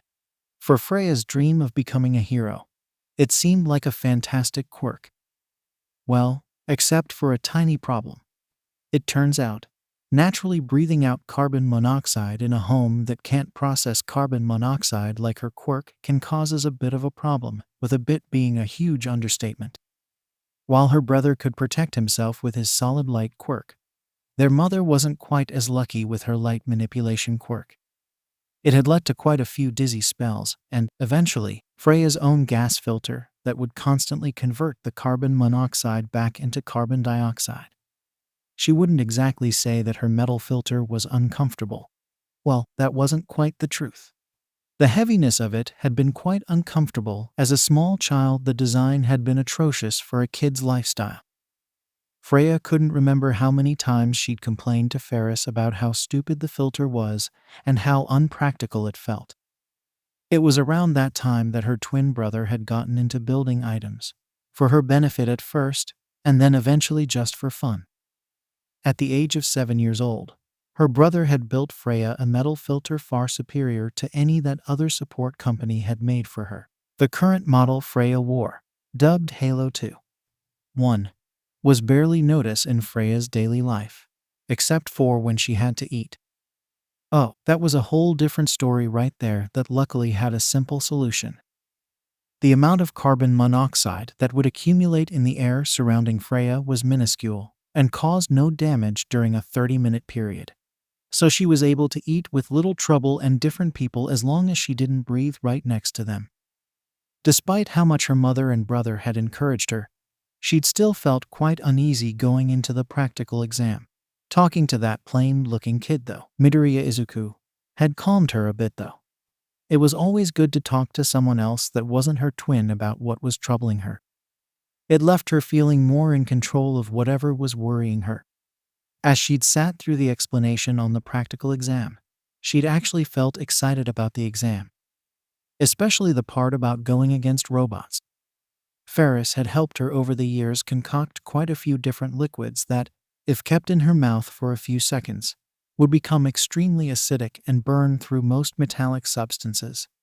She'd even gotten the approval to bring her different formulas into the testing site, each kept in tight-lidded mini metal flasks that were strung along her crossing belts like little bells.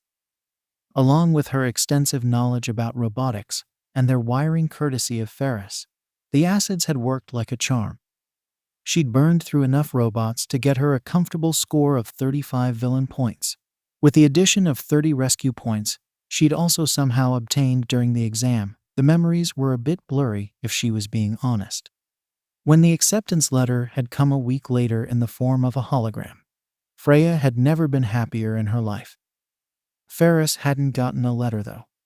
No, the flipping staff of the support department had shown up at the apartment to congratulate him on getting on, and also to ask a few more questions on the invention he'd brought in. She'd rolled her eyes at that, her hand automatically hiding the smirk that had started to form on Hal's face.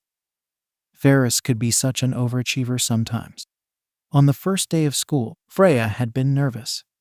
Would it be like her schooling in America all over again? Rich kids could be such pricks.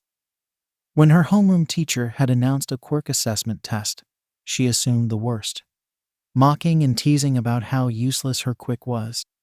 And while she hadn't stood out in any of the tests, Freya had made a friend. Or well, found an old one actually. It turned out that Midoriya had also made it into the heroics department, and was also in her class to top it all off. What luck! All in all, it had been a pretty good first day. Freya had left Yui feeling giddy and ready for the next day of school. Well, until it arrived anyways, and All Might showed up in a super awkward position through the door. Right about now, she was feeling pretty shell-shocked at seeing the #1 hero up close. She forgot that this man was now a part of the Yui staff and would be helping out with training. "I am here," coming through the door like a hero. He was wearing one of his older costumes that would have had Freya fangirling over excessively, if it wasn't for the next words that came out of his mouth and struck fear into her very soul. "Today we're going to be doing mock battles. Your costumes that you commissioned for are to the left. Make sure to put them on quickly and meet me outside. Your future awaits." Well, this wasn't going to end well for Freya. That much she could say with certainty. Izuku just had a feeling this was a terrible idea, like a truly might be the worst thing to ever happen kind of idea. He couldn't see the look on Kacchan's face, but he felt that the feeling was mutual between them. Kacchan's posture was tense and rigid as he was paired up with Iida, and then it stiffened even more, if that was even possible, when his team was drawn to fight against Izuku and Freya. "You're going down, Deku," he growled out, shoving roughly into Izuku's shoulder as he passed him on the way to the locker rooms. He had a medium-sized metal briefcase in his right hand, similar, if not looking identical on the outside, to the one in Izuku's left.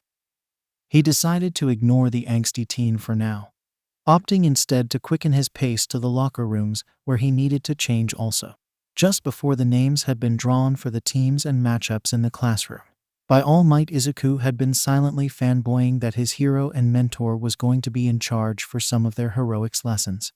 He'd also told them about how their costumes were in, and as soon as everyone had his or her assignment, they were to go put them on in the locker rooms.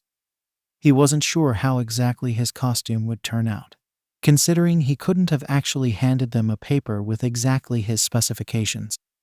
Instead, he'd had his mother help compile a list of things that were important to keep in mind with the outfit with his quirk, and had crossed his fingers and hoped for the best. Setting the briefcase down on one of the locker room benches, he reached down, unclicked the clasps keeping the case closed, and pulled the lid up in a fluid motion. His quirk immediately began assessing the contents in the box, each one mapped out in solid white lines in their little apartments. A smile curled onto Izuku's face as he recognized some of the accessories stored in there. A foldable staff and goggles were the first two items he recognized, and was pretty happy about too, if he was being honest. The staff would not only make it easier to generate air during combat, it would also bring a sense of security to himself too similar to his canes, he supposed. The goggles would also act as something similar to his sunglasses and glasses, yet their design was also a lot different. While the lenses did have glass in them, the rest of the design of them was similar to those of swimming goggles, but with a more steampunk-like design to them. The back strap felt like smooth leather and had a tool that adjusted the width of the goggles to fit the user's head. The last accessory in his case was a metal meshed mouth guard, the spacing between the wiring small enough to keep a structural support to it, and also have it small enough that bugs couldn't fly in and get trapped there. All in all, it was a respectable costume as far as accessories went. Now to the main part of his costume. Just by feeling the fabric of the costume, Izuku just knew it was perfect. The suit was a one-piece and felt to be skin-tight, but the actual fabric itself was what made his heart speed up in excitement. Underneath his fingers, he could feel tiny, pore-like holes in the fabric, small enough that it wasn't noticeable, but big enough to let the air that now naturally flowed off of Izuku's body out in a steady stream. The gloves that went with the suit were also made of the same fabric, but were built with a little more padding to help lighten the backlash on his arms. His boots were thick-soled and also padded. Izuku had a feeling this might change in the future if he gained more control of his quirk, but for now it was safety first for his feet. He'd stepped on too many pieces of glass to think otherwise for his first pair of hero boots. Izuku tugged on his boots and was out the locker room door, goggles already placed snugly on his face and mouth guard hanging around his neck. He felt pretty badass, but the feeling didn't last long as he heard someone snort behind him. He immediately pouted, turning around to face Todoroki 𝗧𝗪. "What are you laughing at?" Izuku faked whined out. Todoroki just walked past him, letting out a non-committal hum in the process. "Oh, nothing. It's just..." He paused there, face finally turning fully towards Izuku. His shoulders were back and looked relaxed, which probably meant he was maybe also smiling, just a little bit. Izuku wished he could see Todoroki's smile. "Your boots are on the wrong feet," he stated slyly, then just walked off, shoulders shaking as if he was trying to hold in a laugh. For a second Izuku thought the other boy had been joking, because surely he wasn't stupid enough to put freaking rubber boots on and get them on the wrong foot. But of course they were on wrong. Of course he made a fool of himself in front of his new friend. Man, today wasn't starting so well. Should he fake a sickness and just leave? It seemed like there was worse ideas that could go down today than leaving school early at this rate. He slid to the ground and quickly switched the boots so they were on the correct foot, glad that the lacings were easy to tie. Just as he stood up and started walking out towards where the mock battles were being held, he sensed another presence coming up to him from behind. "Oh, good. I caught up to you." Freya wheezed out as she stretched her back and took a deep gulp of air to steady for breath. "All the other girls are already out there, so I'd assumed the boys were too. But I'm glad that I caught you. I really wanted to go over some battle plans." "Oh, sure," Izuku stuttered out. How could he say no to such an eager and honest-sounding girl? As they walked out to the training grounds, they exchanged ideas back and forth, slowly building up what some would call a plan, but Izuku called just plain suicide. This isn't a good idea. Freya laughed at that, reaching behind her to tie a leather strap around her hair to keep it back. Of course it isn't, silly. That's why Bakugo and Ida won't ever see it coming. It's so bad of an idea that it's actually good by default. That's not how it works. Pretty sure it is, she retorted, sticking her tongue out for good measure. Izuku would have said something back because it really was a truly idiotic plan that only someone who was begging for death would ever even try in the first place. But All Might was beckoning them over with an overly enthusiastic shout for them to join the rest of the class so that the trials could begin. Okay, All Might belted out. The rules are simple. One team will be the villains and the other will be the heroes. Our first two teams up will be Team Midoriya, which will be the heroes, and Team Bakugo, which will be the villains. The villains will be given 5 minutes to hide their nuclear bomb from the heroes. The heroes will go in once the villains' time is up, and will be given 10 minutes to either capture the villains with capture tape that I will provide, or by touching the bomb that is, of course, just a prop for this exercise. He handed the capture tape to Izuku and Freya, then gave the fake bomb over to Ida and Bakugo. He also handed both teams earpieces for communication. Izuku put his on right away, the cool plastic fitting perfectly around his ear.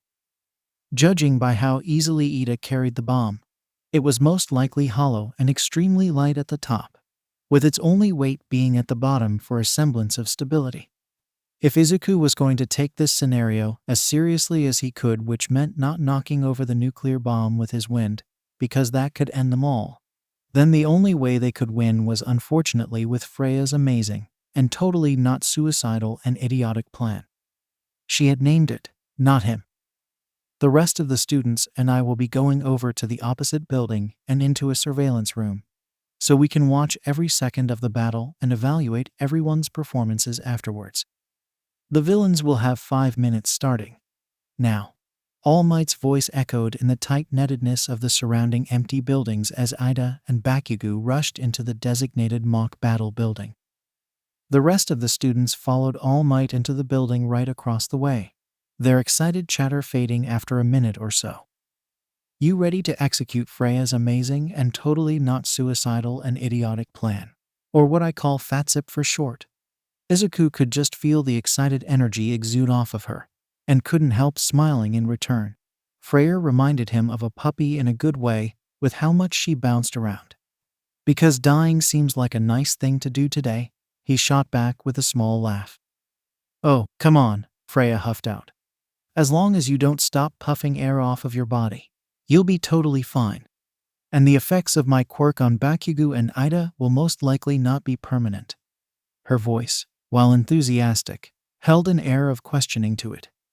Most likely, he muttered out. She let out a breathy laugh as she took off her mask and left it hanging around her neck. Izuku wondered how heavy it was. Her voice immediately sounded clearer and less scratchy. It'll be fine.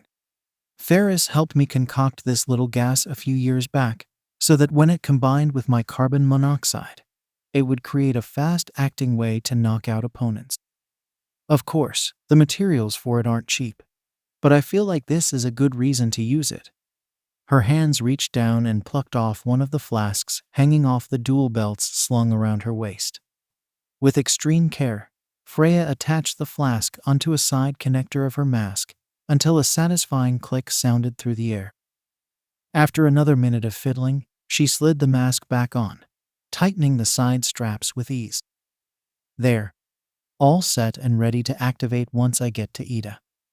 She gave him a sly glance from the side. You never did explain why I couldn't use it on Bakugo too. Care to explain now? Izuku hesitated. It's complicated. He could practically feel the smirk creeping onto Freya's lips. Complicated how? Luckily, Izuku was saved from answering by All Might's voice booming across the empty street. Your 10 minutes start now. Heroes, go. Go, go. They both jumped into action at that, scrambling to get into the building and find the nuclear bomb as quick as they could. Speed would be essential against Kacchan, because if his childhood friend was going to do what Izuku thought he would, then Freya needed to get out of here as soon as possible. Go find the stairs. If I know anything about Kacchan, it's that he'll want to keep the bomb on the top floor. Go now before he finds us. With a brisk nod, Freya fled the opposite direction of Izuku at the next intersection, her long legs quickly eating up the hallway distance to the next corner until the sound of her footsteps faded into silence. Izuku kept his own footsteps as light and airy as he could, sensing that Kacchan was somewhere close by, but unable to spot him yet with his quirk. The amount of turns and corners in this place sure messed with his quirk's ability to spot other people. He had a feeling that he wouldn't sense Kacchan until it was too late, so he'd have to rely on his hearing a bit more than usual if he wanted to get the jump on the other team. After walking around for a minute or so, and even climbing the stairs up to the second level after checking every room, Izuku could finally hear the soft squeak of brand new boots up ahead to his right, his quirk filling in the outline of the person a second later to reveal Kacchan, his arms engulfed in large gauntlets that seemed just a tad bit over the top, even by Kacchan's standards. Izuku only had one shot to get this right, and he had to do it. Now, he pulled against the slight air current behind Kacchan as he started to walk around the corner, causing him to stumble for a second right into Izuku and his capture tape. With a quick and fluid move, Izuku knotted the tape around the other teen's arm. Kacchan just stood there, looking from the capture tape on his arm and up to Izuku's face in rapid movements that he could only classify as being shock. Wah! The loud voice of All Might cut off the rest of Kacchan's sentence. And both Bakugo and Ida are captured mere moments from the other. What a clean sweep by Team Midoriya. All Might's voice faded away as Izuku watched Kacchan slowly grip onto the capture tape and rip it off his arm, fingers deftly blowing up the remains of the tape with a snarl. What the hell, Deku? What kind of petty trick did you just pull? Whatever remained of the joy of his and Freya's victory fled in the single instant it took Kacchan to pin him up against the wall, breath hot against his face as fear flooded into Izuku's system. Kacchan, Izuku bleated out. The trial is already over. Let me go. The teen's grip only tightened in response for a second before letting Izuku crash to the floor. Izuku winced, rubbing his back that had taken the brunt of the fall. Kacchan loomed over him, palms faced up and already crackling with sparks. You're not leaving until we have a proper fight, Deku. I spent 15 years thinking you were useless. Stand up and prove to me that I was wrong. Each word was snarled and so full of anger that it left Izuku with a sickening sense of worry. For himself and for Kacchan. But I don't want to fight you. Izuku slowly stood up as to try and not anger Kacchan further, but only found himself back on the floor for his efforts, a hand clutching tightly onto his now throbbing jaw. Did you just punch me? I damn well did. He could just feel Kacchan's manic grin. Now get up and fight me, you useless Deku. And so that's what Izuku did. But he didn't get up to fight Kacchan. No, he thought it might be better to go for a sweep at his legs first, and then get up. After all, Kacchan hadn't specified whether he had to get up first, or if he could just go straight into fighting. Kacchan let out a grunt of pain as he fell to the ground, and Izuku used that split second of advantage to get up and flee around the corner of the hallway. He had to get away, or who knew what Kacchan might do when he was this angry. He heard Kacchan curse up a storm as he ran after Izuku, yet his legs never faltered for a second until he ran into what was admittedly a gigantic dead end that completely shattered Izuku's plans of escape. Throughout all of this, All Might had been yelling for the explosive teen to stop, and that they both needed to leave the building, because the battle was already over. But Kacchan clearly hadn't heard the pro-hero. Or he had and decided to ignore him, which was the more likely option, and also the one that had Izuku feeling a bit more scared, if he was being completely honest. Kacchan had also been saying something else, but the fear of being cornered had muffled the air around him until everything sounded like his ears had been stuffed with cotton. The only warning his got was Kacchan's right hand coming up and resting on his left arm gauntlet, and then the solid white outline of a grenade-like metal pen falling to the ground. The red that blasted towards him seemed muted and almost pretty. Izuku reached out a hand towards the crashing of colors towards him, only finally registering what it actually was as pain laced through his body and felt like someone had set him on fire, maybe because Kacchan actually had. The last thought that ran through Izuku's brain was, "This can't be good," and then everything went black. Asterisk, asterisk, asterisk. Katsuki stared down in horror at the twitching body of Midoriya Izuku. He hadn't meant to go that far. Really, he'd even shouted out a warning in advance, and yet here they were.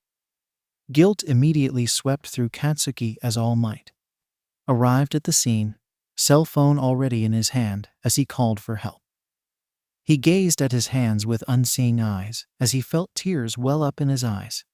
No, this wasn't how it was supposed to go down. Not the quick takedown, nor the broken body he'd left in the wake of his anger and confusion. As Izuku was taken away on a stretcher to be healed by Recovery Girl, Katsuki couldn't help but feel ashamed for his actions. Unable to look All Might in the eye, he choked out mumbled, "I'm sorry," then fled the scene before the pro hero could see the hot, angry tears that had begun to stream down Katsuki's face. Destruction and anger. Katsuki laughed bitterly at his predicament as he finally reached the locker rooms and could slide to the ground without anyone seeing him break down completely. They seemed to follow him everywhere he went, no matter how far he'd tried to keep Izuku from it. Izuku hadn't been this useless one of the two of them. No, that title had always been Katsuki's, and he knew it too. How stupid could someone be to harm the one they love out of fear of hurting their heart? Or was it from the fear of getting his own heart hurt? Katsuki wished he knew. Todoroki Shoto felt helpless as he watched Midoriya and Bakugo fight in the monitor hanging upon the wall. It wasn't until he saw the burst of fire that the feeling escalated into full-blown panic. He thought Midoriya would have dodged the blatant attack, or at least used his quirk to lessen the blow. But he hadn't. Midoriya just stood there, hands slightly reaching out towards the explosive blonde. He watched as Midoriya's hand became engulfed in the crackling explosion. And then his elbows, his chest, his legs, his face. His pale green eyes widened in pain as the boy finally realized what was happening. The green was quickly swallowed up by red and orange until there wasn't a single part of Midoriya visible as he collapsed onto the floor in a heap of smoke. A gasp left Shoto's mouth. This couldn't be happening. Was Midoriya going to be okay? He'd only known the boy for a little less than a month. Yet he felt protective over the smaller boy in a way he would never admit out loud. Something about his innocent manner and sweetness left a pleasant feeling fluttering around his stomach and a calmness to his mind. But this wasn't calm. This wasn't pleasant in the slightest. This was torture to watch, and he could only imagine the screams and pain that had been left in the wake of Bakugo's explosion. He didn't want to imagine it, but his mind had ideas of its own. Shoto felt queasy and faint as his legs seemed to get the memo and finally started moving towards the building across the way. He could barely feel the pain in his knees as he thudded to the ground next to Midoriya's collapsed body. A strangled cry escaped Shoto's throat as his multicolored eyes grazed over the smaller boy's body. There wasn't a section of skin that wasn't covered in either blackened spots or red blistering, bubbling remnants of whatever skin was left after the point-blank explosion. The wounds were shallow in most places, even with how painful they might have looked. What really had Shoto's face paling in fear and his voice screaming out hoarsely for help was the small slivers of white peeking through the charred muscles and blood vessels on Midoriya's hands. Tears had sprung into his eyes as he realized with a sickening lurch that the slivers of white were bone. A hand was placed softly on his shoulder as Shadow finally registered the other sounds in the room. Looking up through teary eyes, he saw All Might there. The pro hero was on his phone, urgently calling for medbots to arrive as quickly as they could and bring Midoriya to Recovery Girl. Flicking the phone shut with a weary sigh, All Might turned his gaze to Shadow and gave him a slight smile. "Everything will be all right, my boy." The next hour was a blur to Shadow. As soon as the medbots showed up with a stretcher, All Might gently placed Midoriya onto it, and the bots left for Recovery Girl's office. Shadow's feet automatically moved to follow them.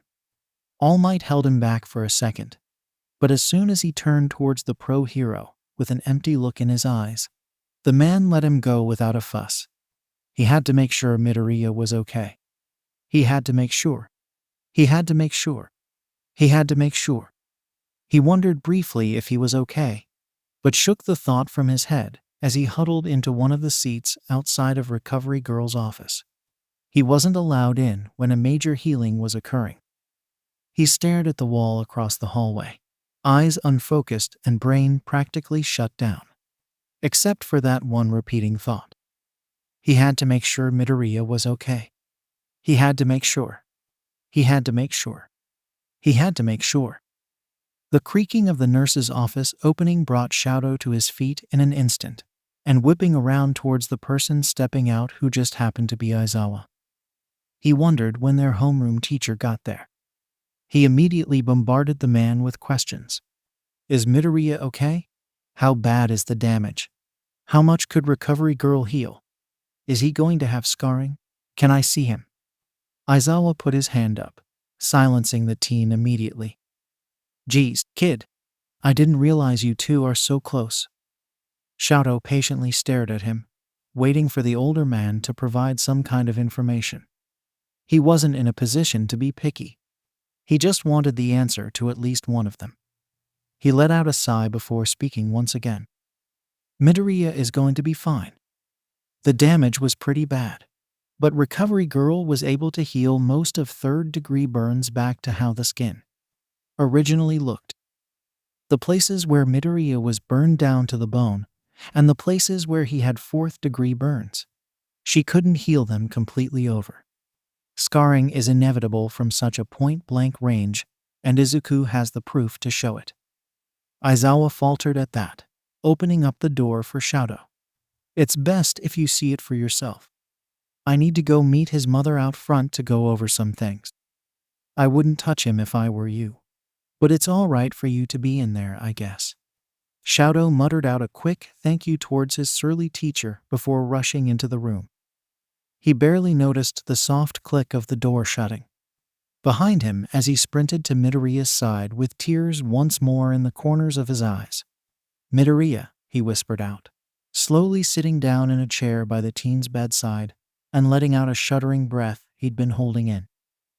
Gazing at Midoriya's body left a rotten feeling rolling in his stomach. From head to toe, the green-haired teen was completely wrapped in bandages, the padding especially heavy around his hands and forearms. Even his face looked mummified with only the top tufts of his hair and his eyelids visible underneath the white wraps. He really hoped Bakugo would get what he deserved for hurting Midoriya. Midoriya's head slowly turned over until he was facing Shadow, eyes slowly opening and staring even more off than usual from Shadow's face. He was shocked to find that Midoriya was awake, especially after how much healing had just been done to him. Hey, Todoroki. He slowly reached out a bandaged hand towards the white side of Shadow's hair, giggling as the rough fabric carted gently against the teen's scalp. It tickles Todoroki. His face scrunched up in thought for a second before he let his hand drop to Shadow's cheek. Where am I? Go back to sleep, Midoriya. Shadow gently took Midoriya's hand in his own and placed it back onto the stark white sheets of the infirmary bed. As much as he wanted to talk to the hurt teen, He needed rest. Badly. Midoriya's mouth opened slightly, as if he wanted to argue back. But all that came out was a soft snore.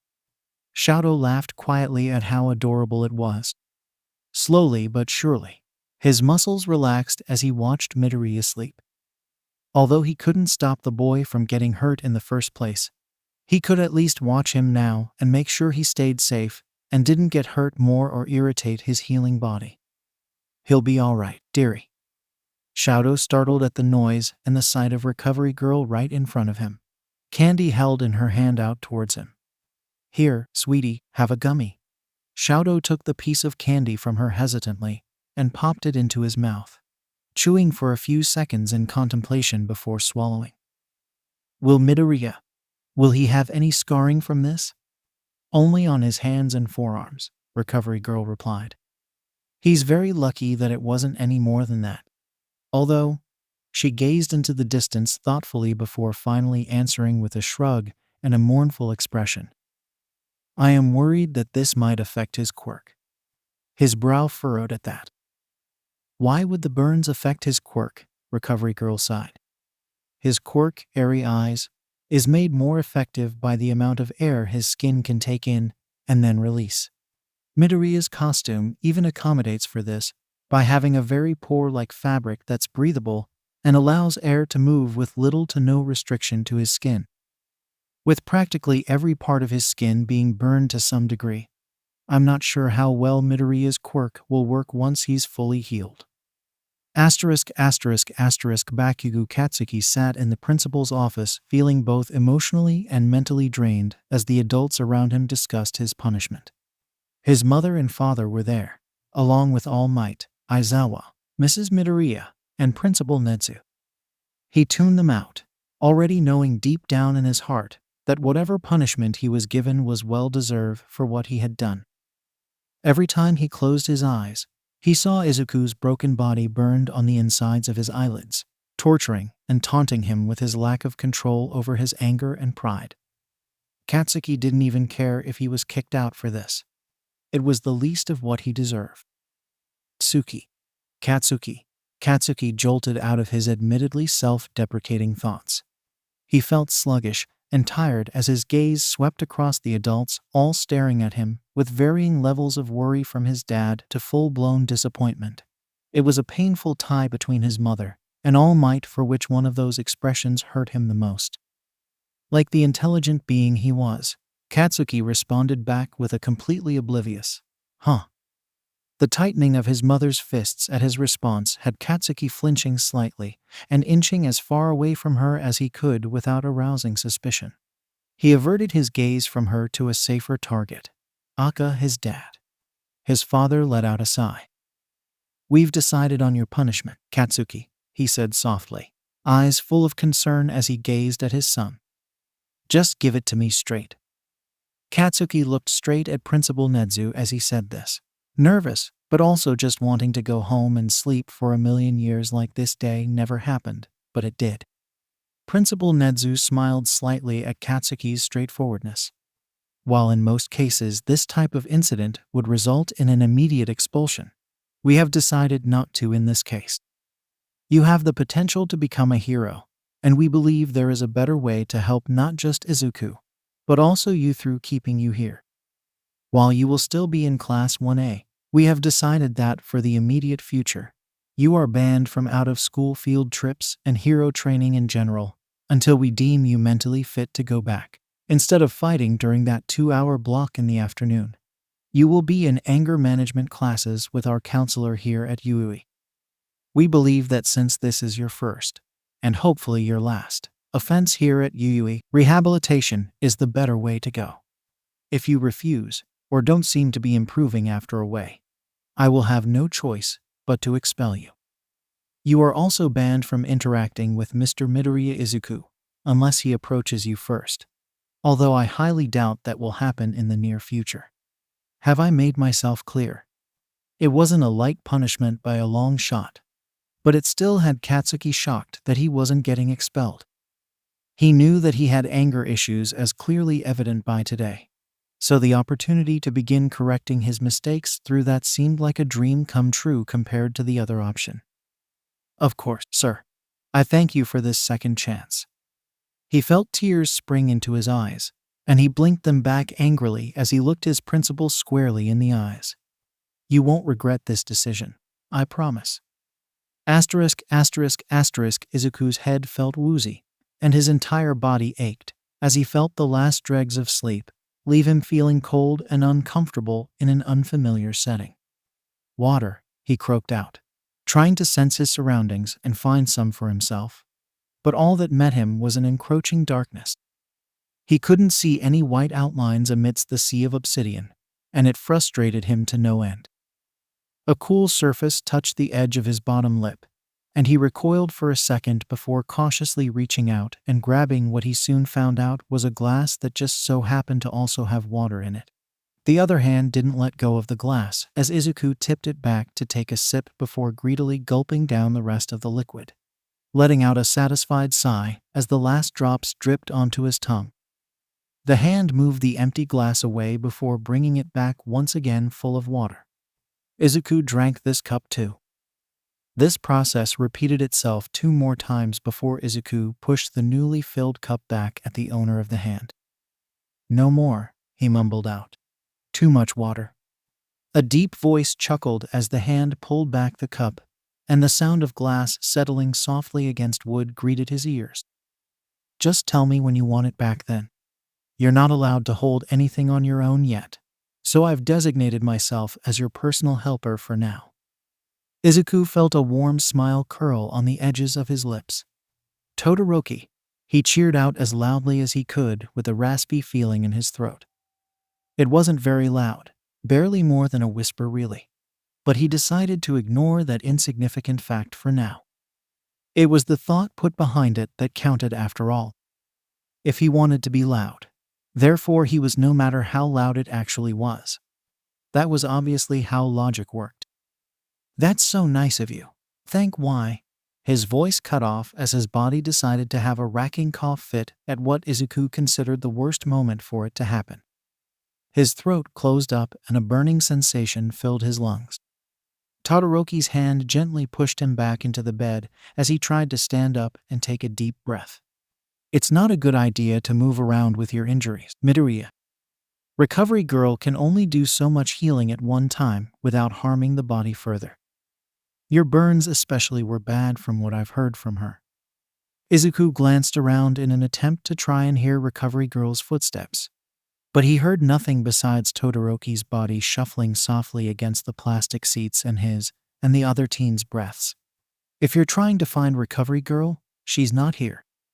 She left about 10 minutes ago to get some of the paperwork she needs for the rest of your treatment. Although you should have been able to sense her with your quirk, right? Izuku stayed silent at that. How bad is it? Pitch black. There isn't a trace of white or red to be seen. Izuku's voice sounded bitter even to his own ears, so much so that he winced at his response.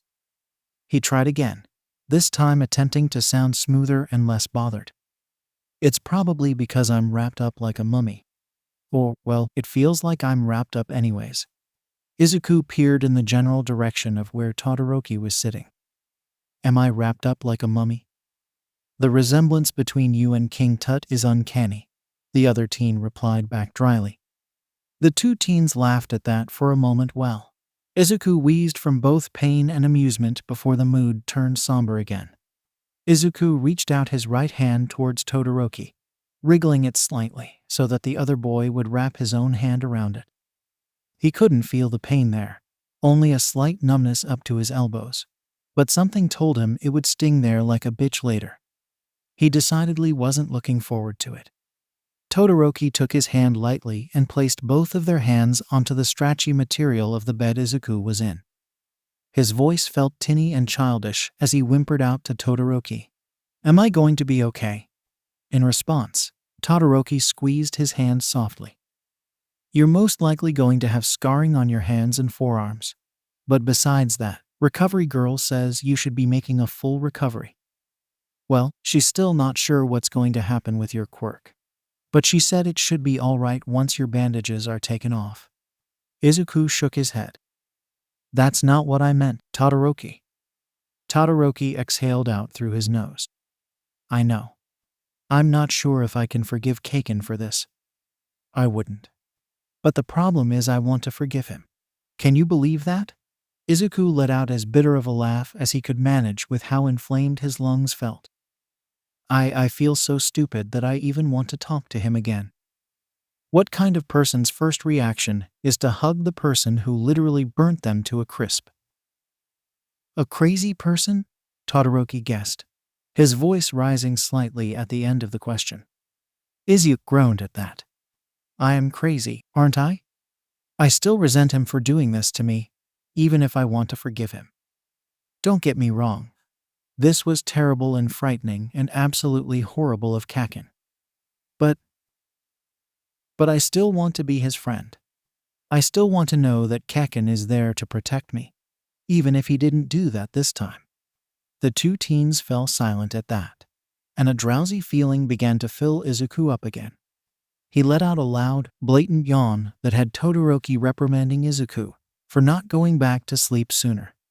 You need all the energy you can get, Todoroki huffed out, causing Izuku's lips to let slip a sleepy snort. Stay with me until I fall asleep, Izuku mumbled out. Todoroki squeezed the hand, still clutched tightly in Izuku's injured hand, softly. Of course. I'm not moving anytime soon. I promise. The last thing Izuku could recall before he fell asleep was the light pressure of something pressing softly into the crown of his hair. Sleep quickly captured him after that, leaving Izuku in a black, dreamless state full of nothing but numbness and silence.